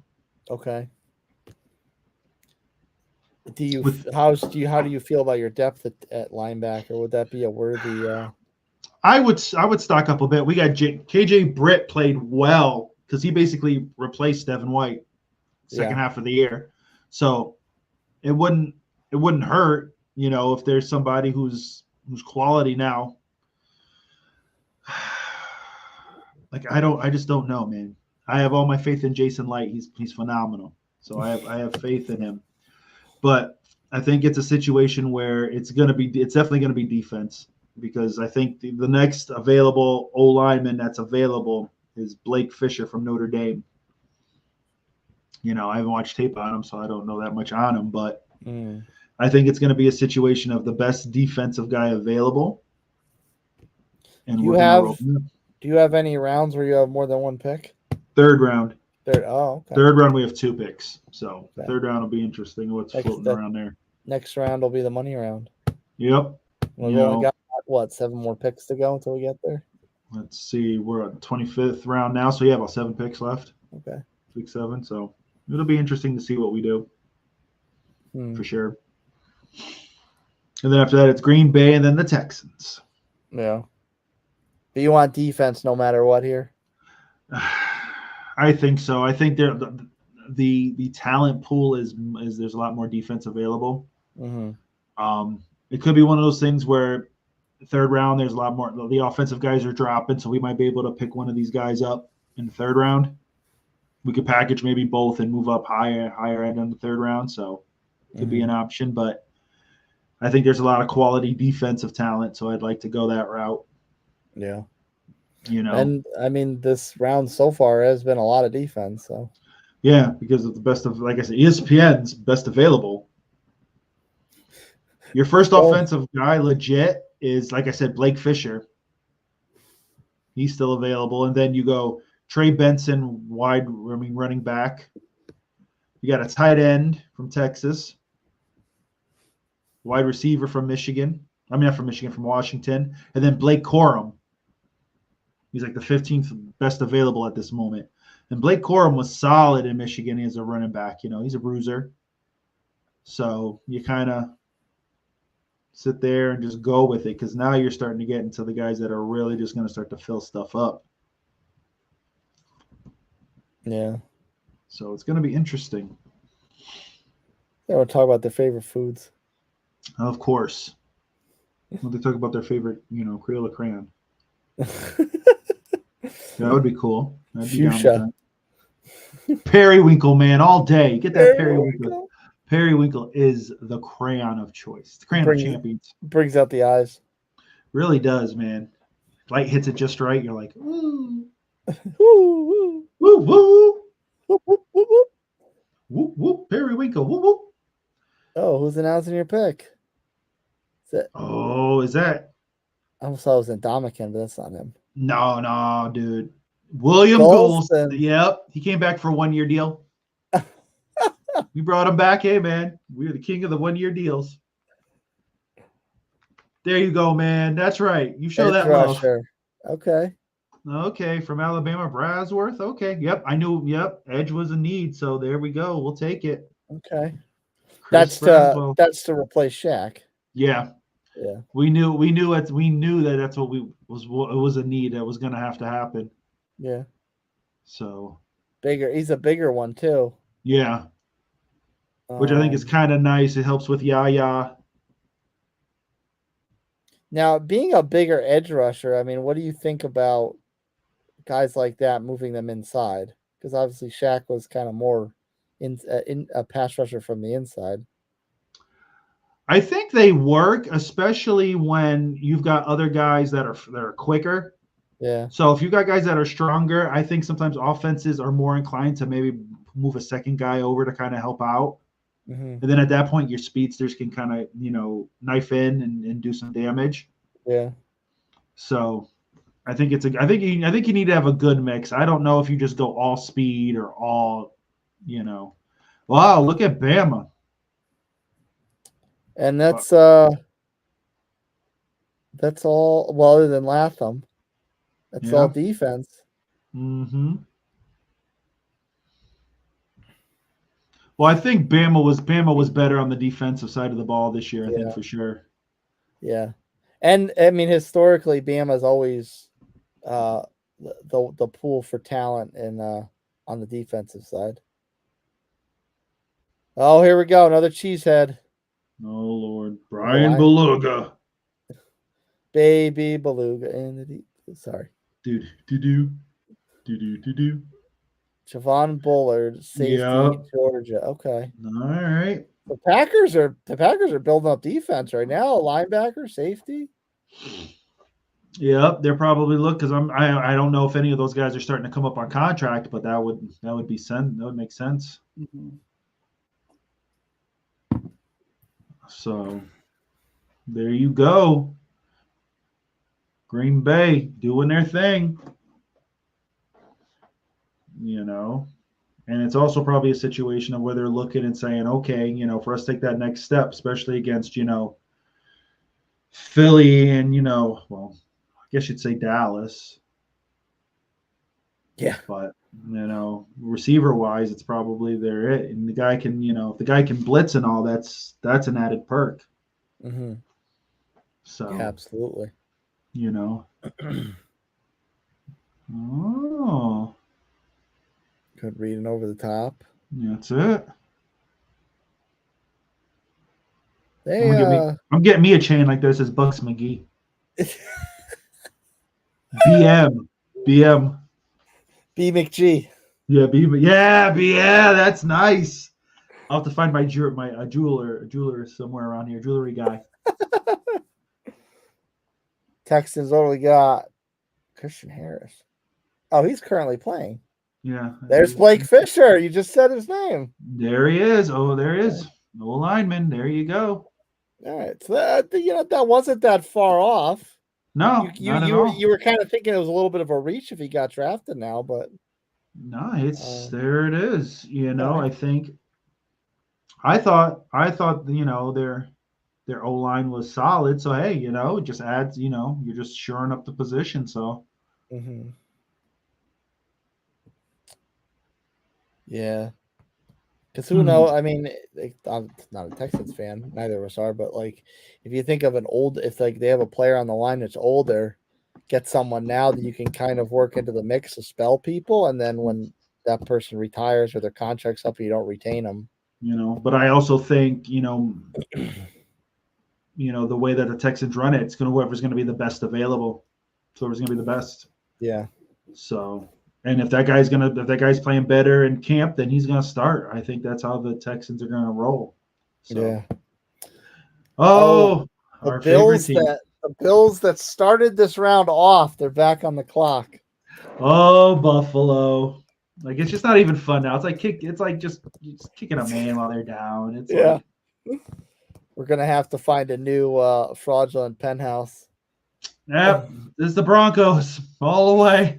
Broncos, they. Wait. But if kicking the Bills when they're down feels wrong, kicking the Broncos when they're down feels like child not abuse. Not at all. Sean Payton, thinks he's the greatest thing on turf. Nope, just do it. That's it.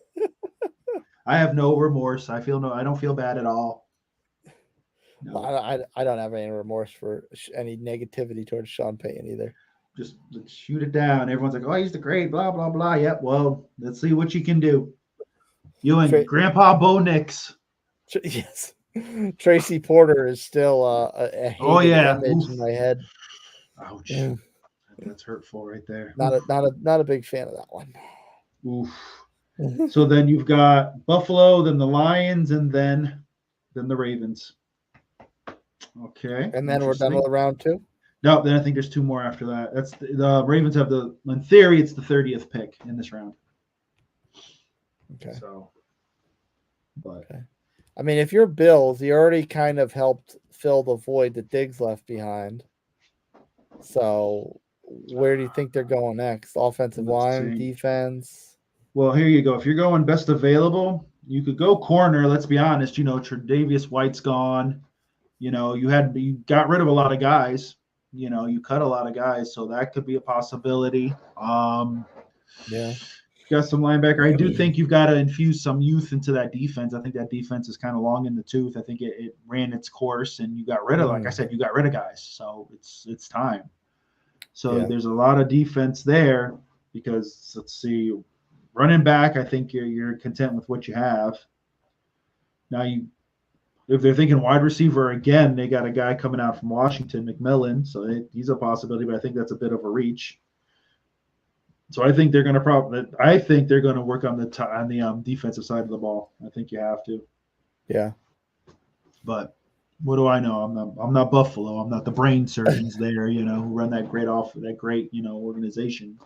Yeah, no, I would definitely agree defense. I just think it's probably the best option right now. There's quality guys there, and I think you got to get younger on that side of the ball. And to that point, they really just should draft the best talent as far as defense is concerned because they need help at all 3 levels. Yeah. I think they cut a significant player on all 3 levels of their defense.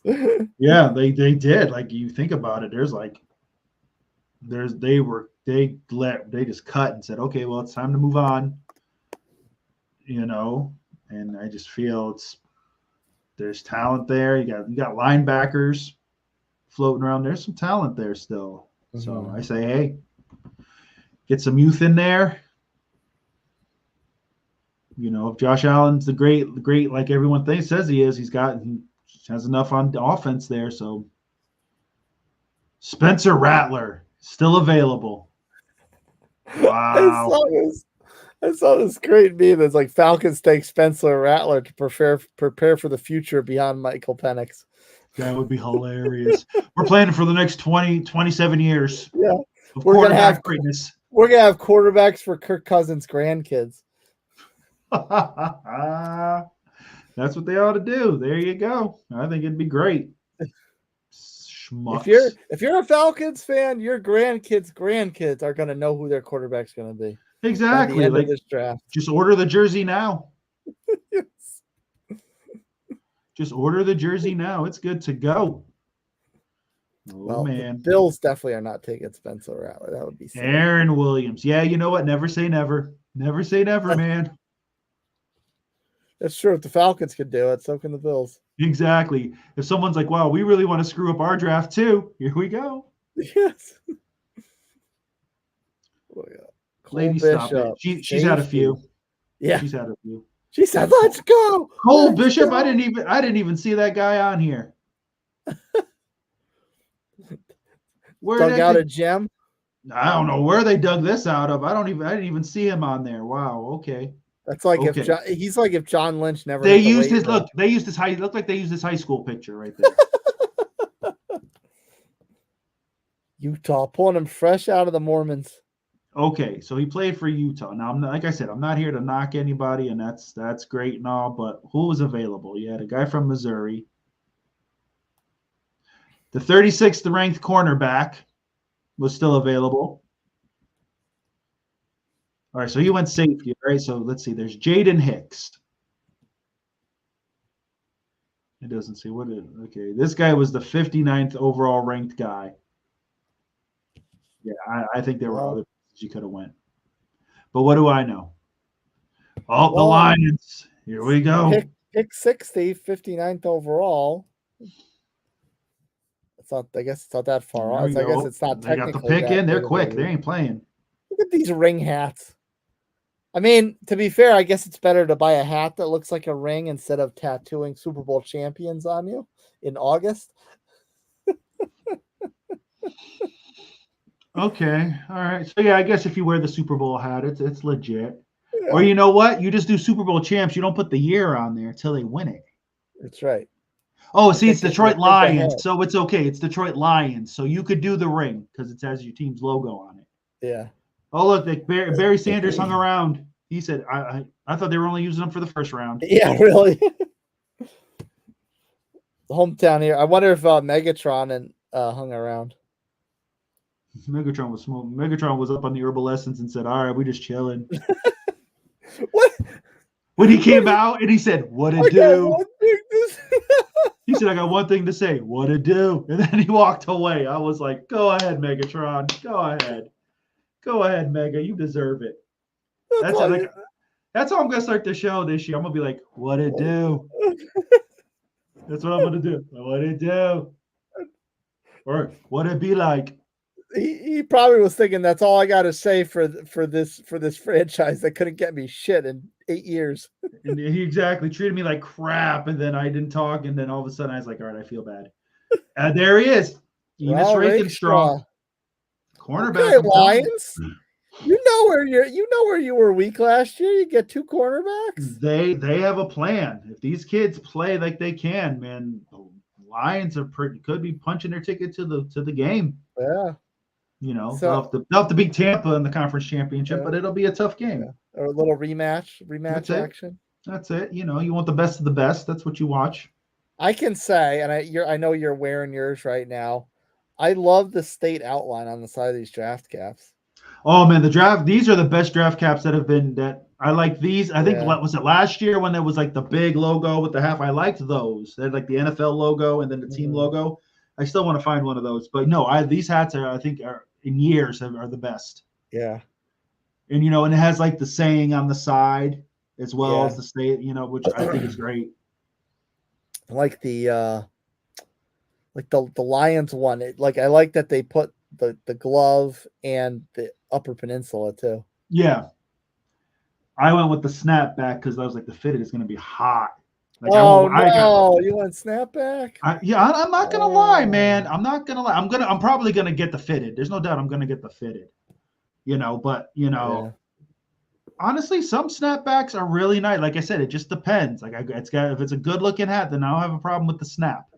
But I don't. But I can't wear like the one that fits to your head. Like this one's raised. This one's like it's basically a fitted. It's a snap. I has to be the raised. Mm-hmm. I don't want to look like some soccer dad. No disrespect to the soccer dads out there. Take your kids, do your thing. Get your kids in multiple sports. Get your kids in multiple sports. Yeah. But not a trucker hat fan. I do have one. I got a camo Bucs one. It has the camo in the front, then it's the green mesh in the back. It's got to look good if it's gonna be a trucker hat. I'm not trying to wear a Von Dutch. I'm not trying to wear Von Dutch, trucker hat. It's not my style, not my forte. Yeah.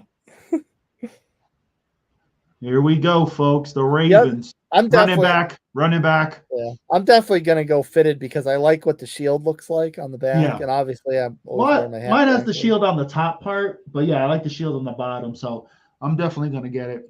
Hey, talk about speaking things into existence. I just said hello to Nata a little while ago. There he is, man. I'm telling you, 6 numbers, man. There it is. Oh, they went. I know who they took. Y'all too slow. All too slow. Went offense. Oh, tackle. Okay. Smart move. Yeah. I mean, this is funny because the Ravens really don't have an area of glaring need. No. So. True. You know. I mean, unless you wanted to take a running back who actually might stay healthy. Exactly.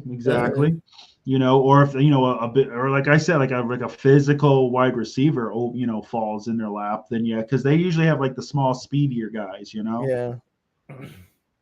Yeah, it's true. Baltimore really, Lamar's passing attack is kind of left it a little to be desired. Yeah, I can't really think of a real physical big receiver that they've had. It's always been the tight end, so it's like Mark Andrews and everybody else. Yeah. Mark Andrews has been the big physical wide receiver, except he's not a receiver. True. But what's his name really stepped into his own this year? Likely. I think he stepped into his own. So I think they're gonna probably maybe do some 2 tight end sets and stuff like that, which I think will help. And San Fran traded the pick to the Chiefs. So here we go. All right. So which wide receiver are they taking? Let me look. You think they got to take another one? It would make sense if they did take another one. Let's see. So, is there one that's decent? They got the guy from, like I said, from Washington, or are they going corner to replace what's his name who left? They went to the Titans there. Could be interesting. McDuffie there.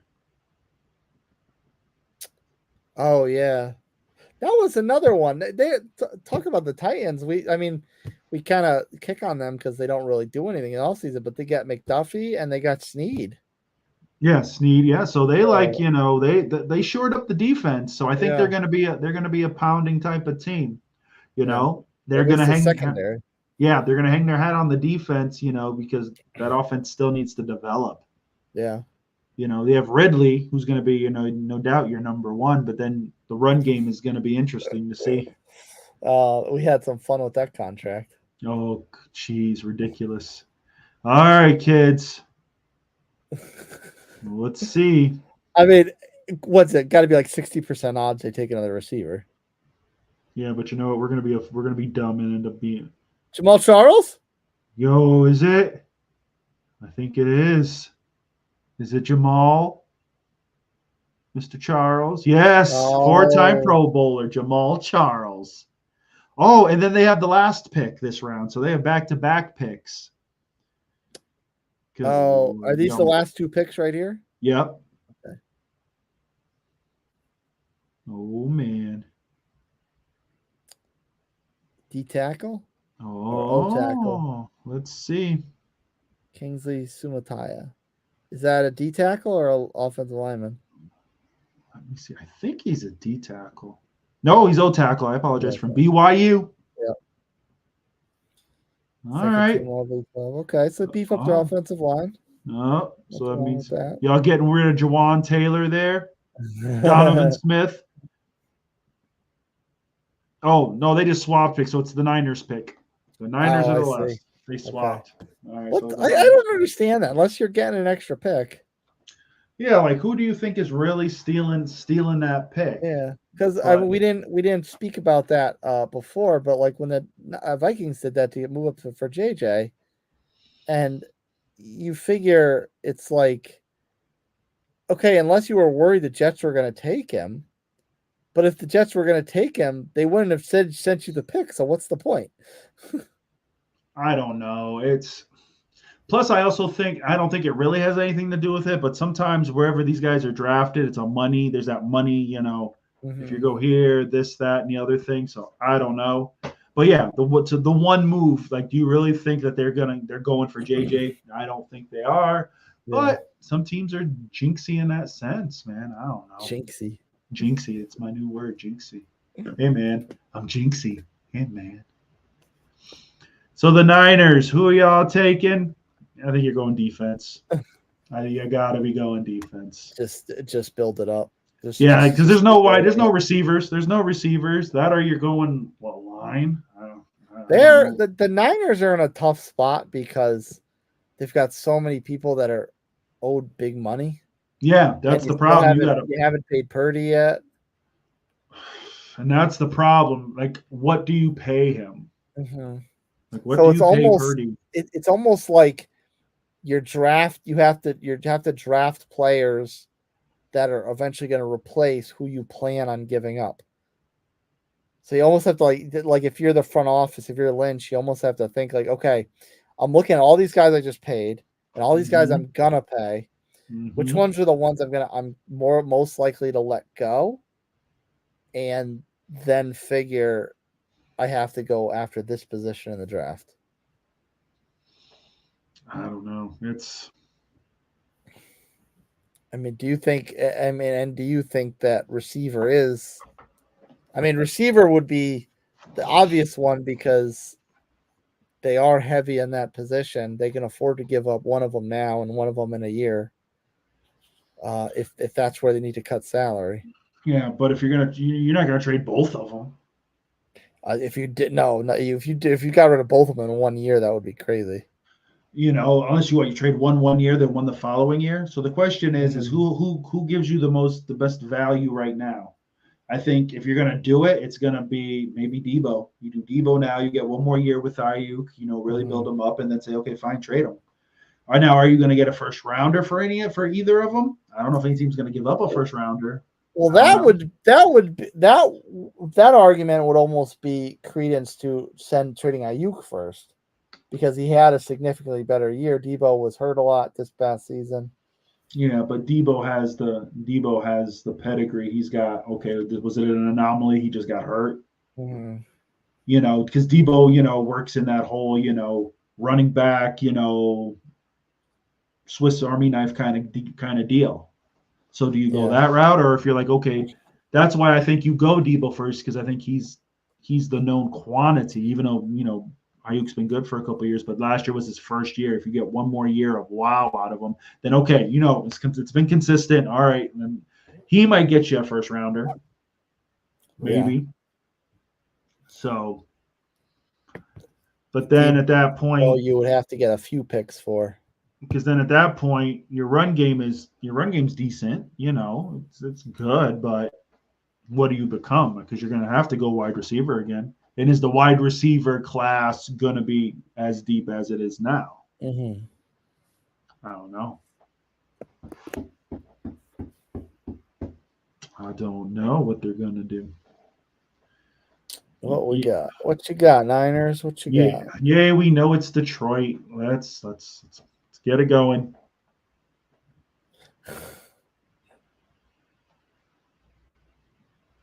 Detroit. Hmm. UConn. Oh, I think is it a lineman? I forget. I don't know if he's a lineman, but look at that UConn still doing great things. Not necessarily in football though. Maybe not, but still, man, it's the Yeah, con, man. For the fact that they're even getting guys in the draft is impressive. that's true. Let's be honest, because they Yeah. have not been that great. The fact that they hang their hats on the Donald Browns and Dan Orlovsky's of the world. Danilowski. He's the greatest Lions quarterback of all time. I think people don't give that man respect. They don't give him the respect he deserves. Mhm. Anthony Spice Adams. I have no idea who you are, buddy. I don't either. I've never heard of the Spice. It's the original Spice. Salt Bay. The original Salt Bay. Spice Adams. Drop it in. Renardo Green, another cornerback. Okay. All right. Well, I mean, if you had to say, as great as that defense is, if you had to pick out a weakness on it, it would probably be the secondary. Yeah, probably. I could go with that. I could see it. So, all right. You got to do what you got to do. And that takes us to the end of the second round, I guess, huh? Yep, I believe that was the final pick. Yeah. I think I got to make us sit through another commercial. Yeah, of course they will. I mean, you would think you would take a break in between rounds, but they literally just had a break. Just because you got to hype everybody up for the third round because Uh, everyone's like, oh, Lord. yeah. Okay, so I mean, what were your thoughts overall on the second round? I think the second round was good. I think, for the most part, everyone got these were definitely the guys that were like just below first round talent. I think a lot of these guys, maybe in another draft, Mm-hmm. may have a couple of, especially the wide receivers, would probably have been a first round pick. Yeah. So I think they were, I think it was great. I think, a lot of teams definitely got what they needed for sure. Mm-hmm. Oh, wait a minute. Trade alert. Trade. What's this for the third round? Oh, this is for round 3. Ooh, they traded to the Jets. Ooh. Leave it to Carolina. We don't want none of this. Picking up the first round pick in the third round. The pick is in. Oh, there we They got go. a first round pick for this? The Jets can't be that cheap. No. So what do the Jets get? What do the Jets get? Hmm. Where are they going? They didn't actually. The Jets didn't have a second round pick, did they? No, I don't think so. Yeah. I don't think they did. So the question is where are they going? I don't remember talking about the Jets at all, other than making fun of them. That's what we do. Yeah, I don't think they had a second round pick, so they probably said, "Okay, well, we got to get in on this." Yeah. They got to take an offensive lineman. None of those needs are an offensive line. Well, you know why? Because they freaking signed what's his name from the Cowboys, the injury-prone dude, Tyron. What's his name? Oh, Tyron Smith. Yeah. Okay. So they picked up some pieces, but then the question, but I think tight end is probably because I think they released what's his name, CJ Oosh there. So I think they're going to go tight end. Yeah, and they don't really have one. They don't really have a tight end. No, there's really nobody there. So I think that's where they're going to end up. They're going tight end. Tight end. Oh, yeah, good Lord. Goodell's still there. I thought he would have been gone by now. He's leaving after this. He's just staying to kick off the third round. Yeah, he just walked off. It's done. See you later. Come out. Thanks the troops. Say goodnight. Waves. He's like, peace out, Cub Scouts. I'm out. I'd certainly rather have him doing this, thanking the troops, than another commercial. Yeah, that's true. Very true. Of course, watch this is probably going to commercial right now. They're like, we're going to commercial. We're hoping, and nope, no commercial. Oh, maybe not. There we got lucky.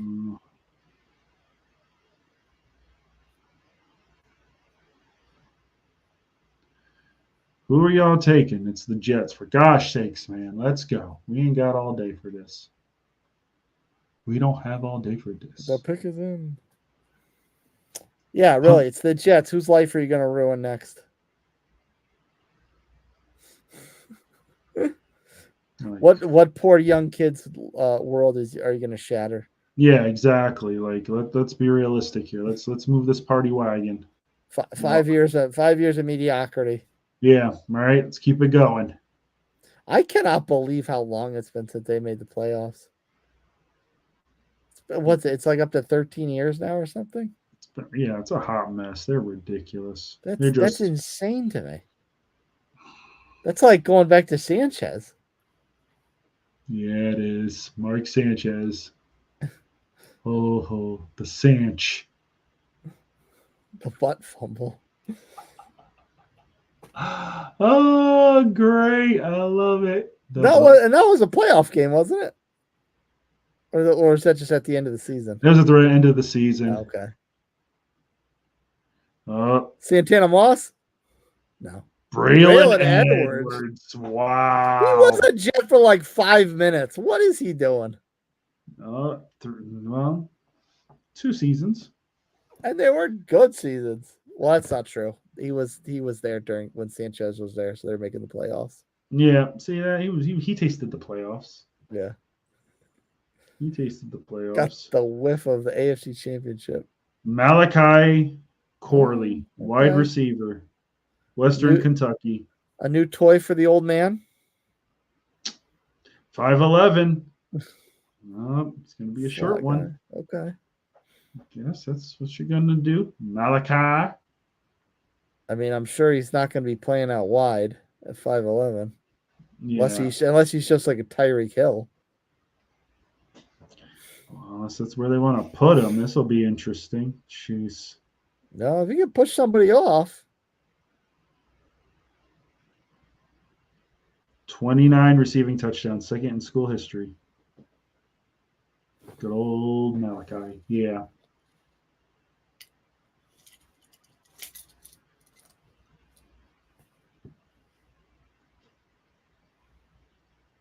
Yeah. Okay. It's not bad. Who's Yeah. up next? Arizona. Okay. Zona.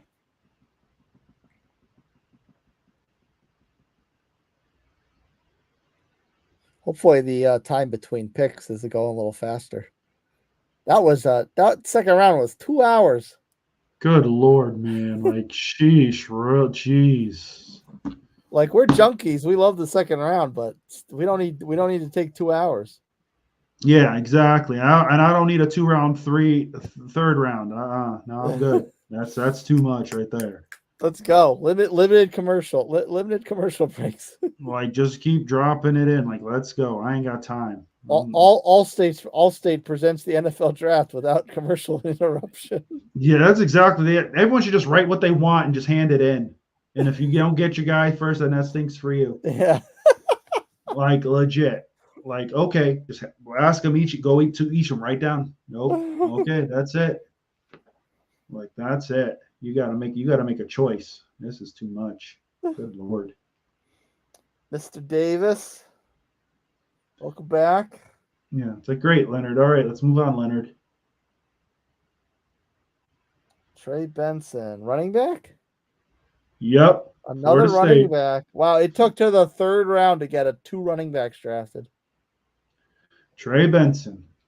You know Good what? Lord. Good for them. I don't know anything about this kid, but if he's good, if he could stay healthy, that's a good pick for them. Yeah, well, he tore his ACL twice at Oregon and then transferred to Florida State last year. So yeah, that's gonna be a rough one. That's an injury risk. Yeah, it is. That's too bad. So if he can stay healthy, he'll be good. Yeah. Well, it was definitely the right position to take. Obviously, there seems to be some question marks, but definitely a position of need for them. No, definitely. As long as he can stay healthy, he's good.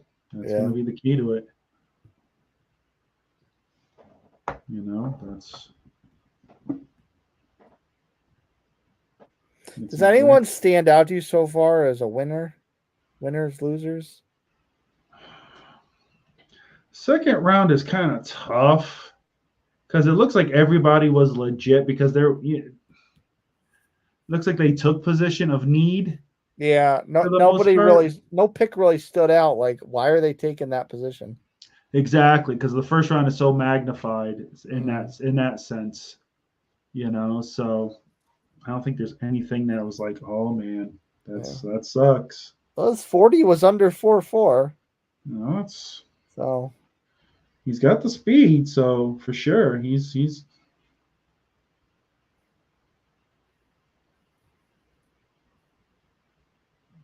Arizona selections. Melton. Oh, that's right. They did have 2 first-round draft picks. Mm-hmm. Edge rusher. And Melton was what was Melton? He was offensive lineman or safety? Melton. Oh, he was a lineman. Yes, I believe he was lineman. All right, there we go. Let's keep this party popping. Yep, let's go. Get it done in like 20 minutes. Cooking. Let's go.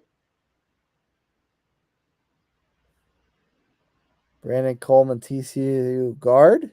Yep. Okay.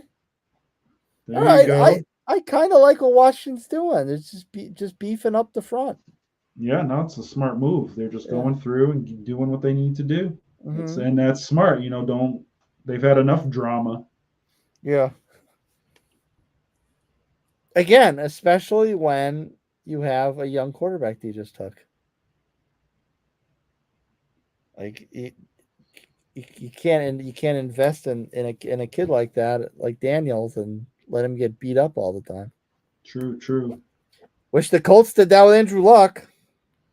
Well, sir, I'm sorry. Unfortunately, that's not what happened, and now you're dealing with it. It is what it is. Now you've got your quarterback. You're gonna be okay. You're gonna be all right. One quarterback that gets hurt all the time because we can't surround him with anything. Another quarterback gets hurt all the time because he's made out of glass. It's the curse of 18. Yeah, there it is. True. Oh, Pat's picks in. Let's go. Oh, that's right. And they took that tight end. Okay, you know what? It's a good draft for Washington. How often can you say that? True. Oh man, really a commercial? Do we really have to go to commercial? Jeez, man. Y'all killing me. They give me any warning on that one. Jeez, I mean, I know we don't have the audio on, but still. Exactly. Good Lord. 3 hours in, sir. How you feeling? Good Lord, man. Marathon. Marathon, I haven't eaten dinner yet. I haven't either. Like, is the third round really worth it? Is it really worth it? Do we care? Do we really care about the third round? It's always the experiment that we know for next year. Okay, so far in the experiment, second round is awesome. I like the second round. Third round sucks. I'll be honest. Third round sucks. I'm staring at light bulbs, wondering if it's edible. Exactly, dude. Because it's what, almost 10, so you know this ain't until like 10:30. Easy. Mm-hmm. Yeah, I hope 10:30. I'd settle for 10:30. I looked at the broadcast schedule and it's blocked off to 11:30. It better not take till 11:30. No, bro. No, that's not happening. No, 11. That's crazy. That's crazy. I think the second round is good, and then I think what, if anything, is like from the 3rd to the 7th, if there's just anything like anything crazy that happens. But the problem is, like, you have nothing happens. Like literally, like what's gonna happen is it's gonna be like this is what it's gonna be what's going on right now, especially with tomorrow. That's what tomorrow especially is gonna be. Yeah. 4 through 7. So you're just picking guys off. So basically, like the second round, unless somebody was to like bottom out and drop, the second round is key because you know whoever was barely just underneath the first round, that's what's gonna happen. Which you would think Coleman would be in that category right now. Yeah, he's already gone now. Who took him? I don't remember him getting taken. I think he went Buffalo. I think Coleman's gone. Coleman's definitely he's not Buffalo on that list. Took that safety from Utah.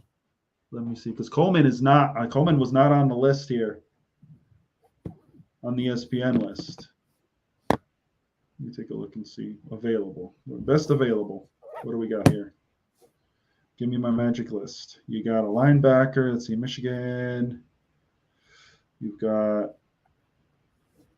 Blake Corum is still sitting around. Or not, I'm not Coleman. Colson, that's his name, not Coleman. Colson. Colson from Michigan? Yeah. Yeah, the linebacker. Yeah, he's right now, he's the number 1 available. Yeah, that's okay. That's why I was getting screwed up. And that's where Buffalo came in here because Buffalo did take Coleman. Because at this point, you've got like Corum is like the only other guy of like legit that that you're looking at. Everyone else is like Brendan Rice from USC. Mm-hmm. So at this point you're like, okay, it's not like these guys they're not bad, but no, unless you follow the team, you don't know who these guys are. Yeah. And like as you start to get into the weeds in the third round, and certainly the third and into the third day, you got to like live, breathe, and eat college football to really have a sense of how these players will have an impact at the pro level. Yeah, exactly. It's Patriots. Let's go boom, boom, boom. Let's get at least 6 picks in before we take another break. Good, man. This is the 4th pick. They got to move, man, because I need to eat. I got to eat. I am not trying. Good Lord. Just read it. I don't care about these kids. Just read it. Just read it. Flash it on the screen. Like, you ain't got to make it 5 minutes long. Yeah. The only caveat to when they drag out the selection is the next pick's coming right after it. Like, for real. Like, I don't know who you are, girl. Like, let's move on. Like, I'm not trying to be rude, but geez, man. Stand up. No. They got no one hate anybody. Everybody love everybody. Let's go. Like, let's go. Love the world. All right, next pick. Yeah. The third round can kiss my butt. I'm done there. You want to call it after Junior Colson goes? Yeah, Junior Colson goes, and then I think we're good. I think the experiment is this. Yeah. However we do the first round, because there might be a year where you come down or whatever, Yeah. if you want to do the draft party, anything like that or whatever, do the first round. Second round, we do live, because the second round still has a lot of buzz and a lot of juice to it. Yeah. Third through 7 is like, that's the wrap-up show. That's the Yeah. good. Because look, this kid's like trying to read. He can't. I don't want to be rude, but this kid's like, hello. With the third round, the Patriots pick. Especially if they give him some African name, this kid ain't gonna be able to read it. Like, they're taking turns. How many names you reading? It's only one pick. Like, who you got coming? Oh, y'all don't even know. You guys don't even know. Stop it. Y'all hoping Tom Brady shows up. Stop it. You guys don't know random offensive lineman from Penn State? Yeah, exactly. Like, geez Louise, man. Someone take what's Colson. Someone take him now. I will pay you. I will pay you money. They're like, whatever, dude. I'm like, I don't care. You will do as I say. You'll do as I say. I ain't got time. They're like, so what do you mean, sir? What I mean is,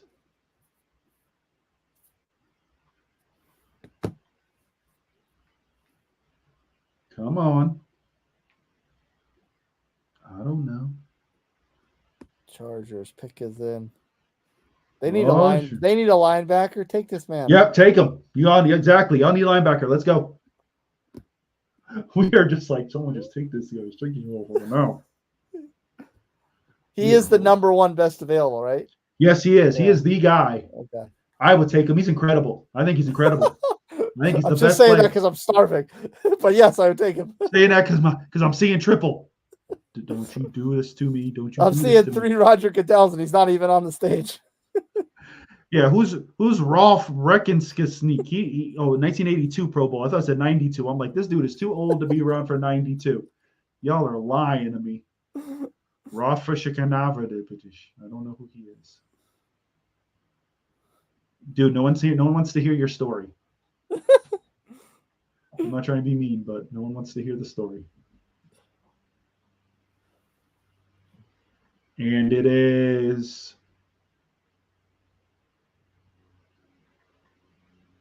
Yep, nothing. He don't know. This is horrible.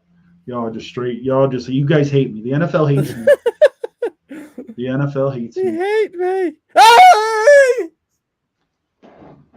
Greatest pick of the year, right there. I'm buying his jersey.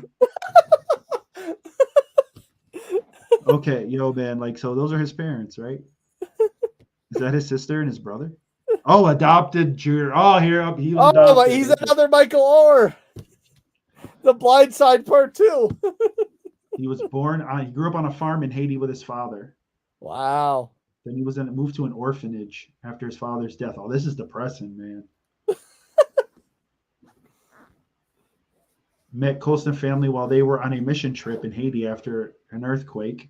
They were adopted in 2012. Okay. Like, the kid is good. The guy can play. Yeah. He is really good. Oh, my God. It just dawned on me. Harbaugh. He's drafted his boy. Duh. There he is. Okay. There he is. He's got a Michigan guy. And who's to say they may trade up for freaking what's his name? Yeah. There it is, folks. Good work. So proud of you guys. Thank the Lord. I don't want to be rude, but thank the Lord. Yeah. That was rough. We're so rude. Well, 3-hour live stream. Bucks McGee, what's your final word for round 2 and change of the NFL draft?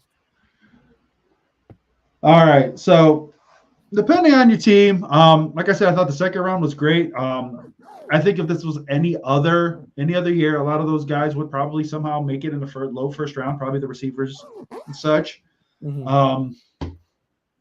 overall, from my own personal experience, I'm happy with what the Bucs did. I think you're shoring up some spots. I think there's talent there. I think for you guys, a 6'4" receiver, I think is key. Yep.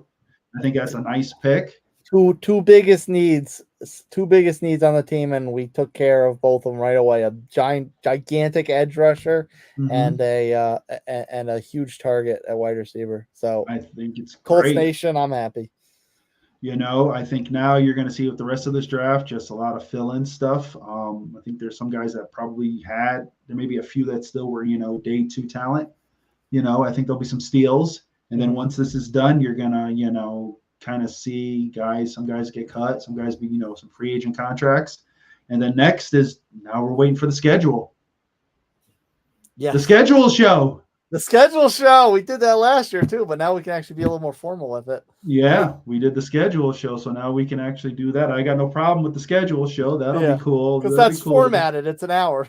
Exactly. They're like, here you go. Boom, boom, boom. So we're going to find that out and just rip that off, and that'll be fun. And then next thing you know, it's training camp.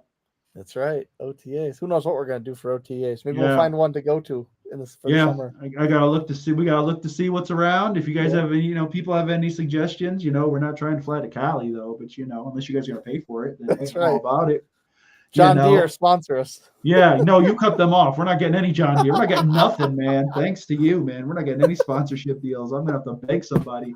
I gotta find somebody who's got a local business and be like, hey, sponsor me. Give me a $10 gas card so we can drive to training camp. Let's be the face of your pickleball club. That's it, man. I'm gonna have to look into that. We'll have to see, but. No, overall, I think it's been a great draft. Like I said, a lot of great, a lot of interesting picks. Of course, Atlanta, you guys are just feel bad for you, but you got your next quarterbacks for the next 30 years. Congratulations. For the rest of us, we draft actual need. We draft actual need here. Wow. Unbelievable, but it was fun as always. Love the draft. One day closer to week 1. That's right. That's a damn good way to end the show. There it is.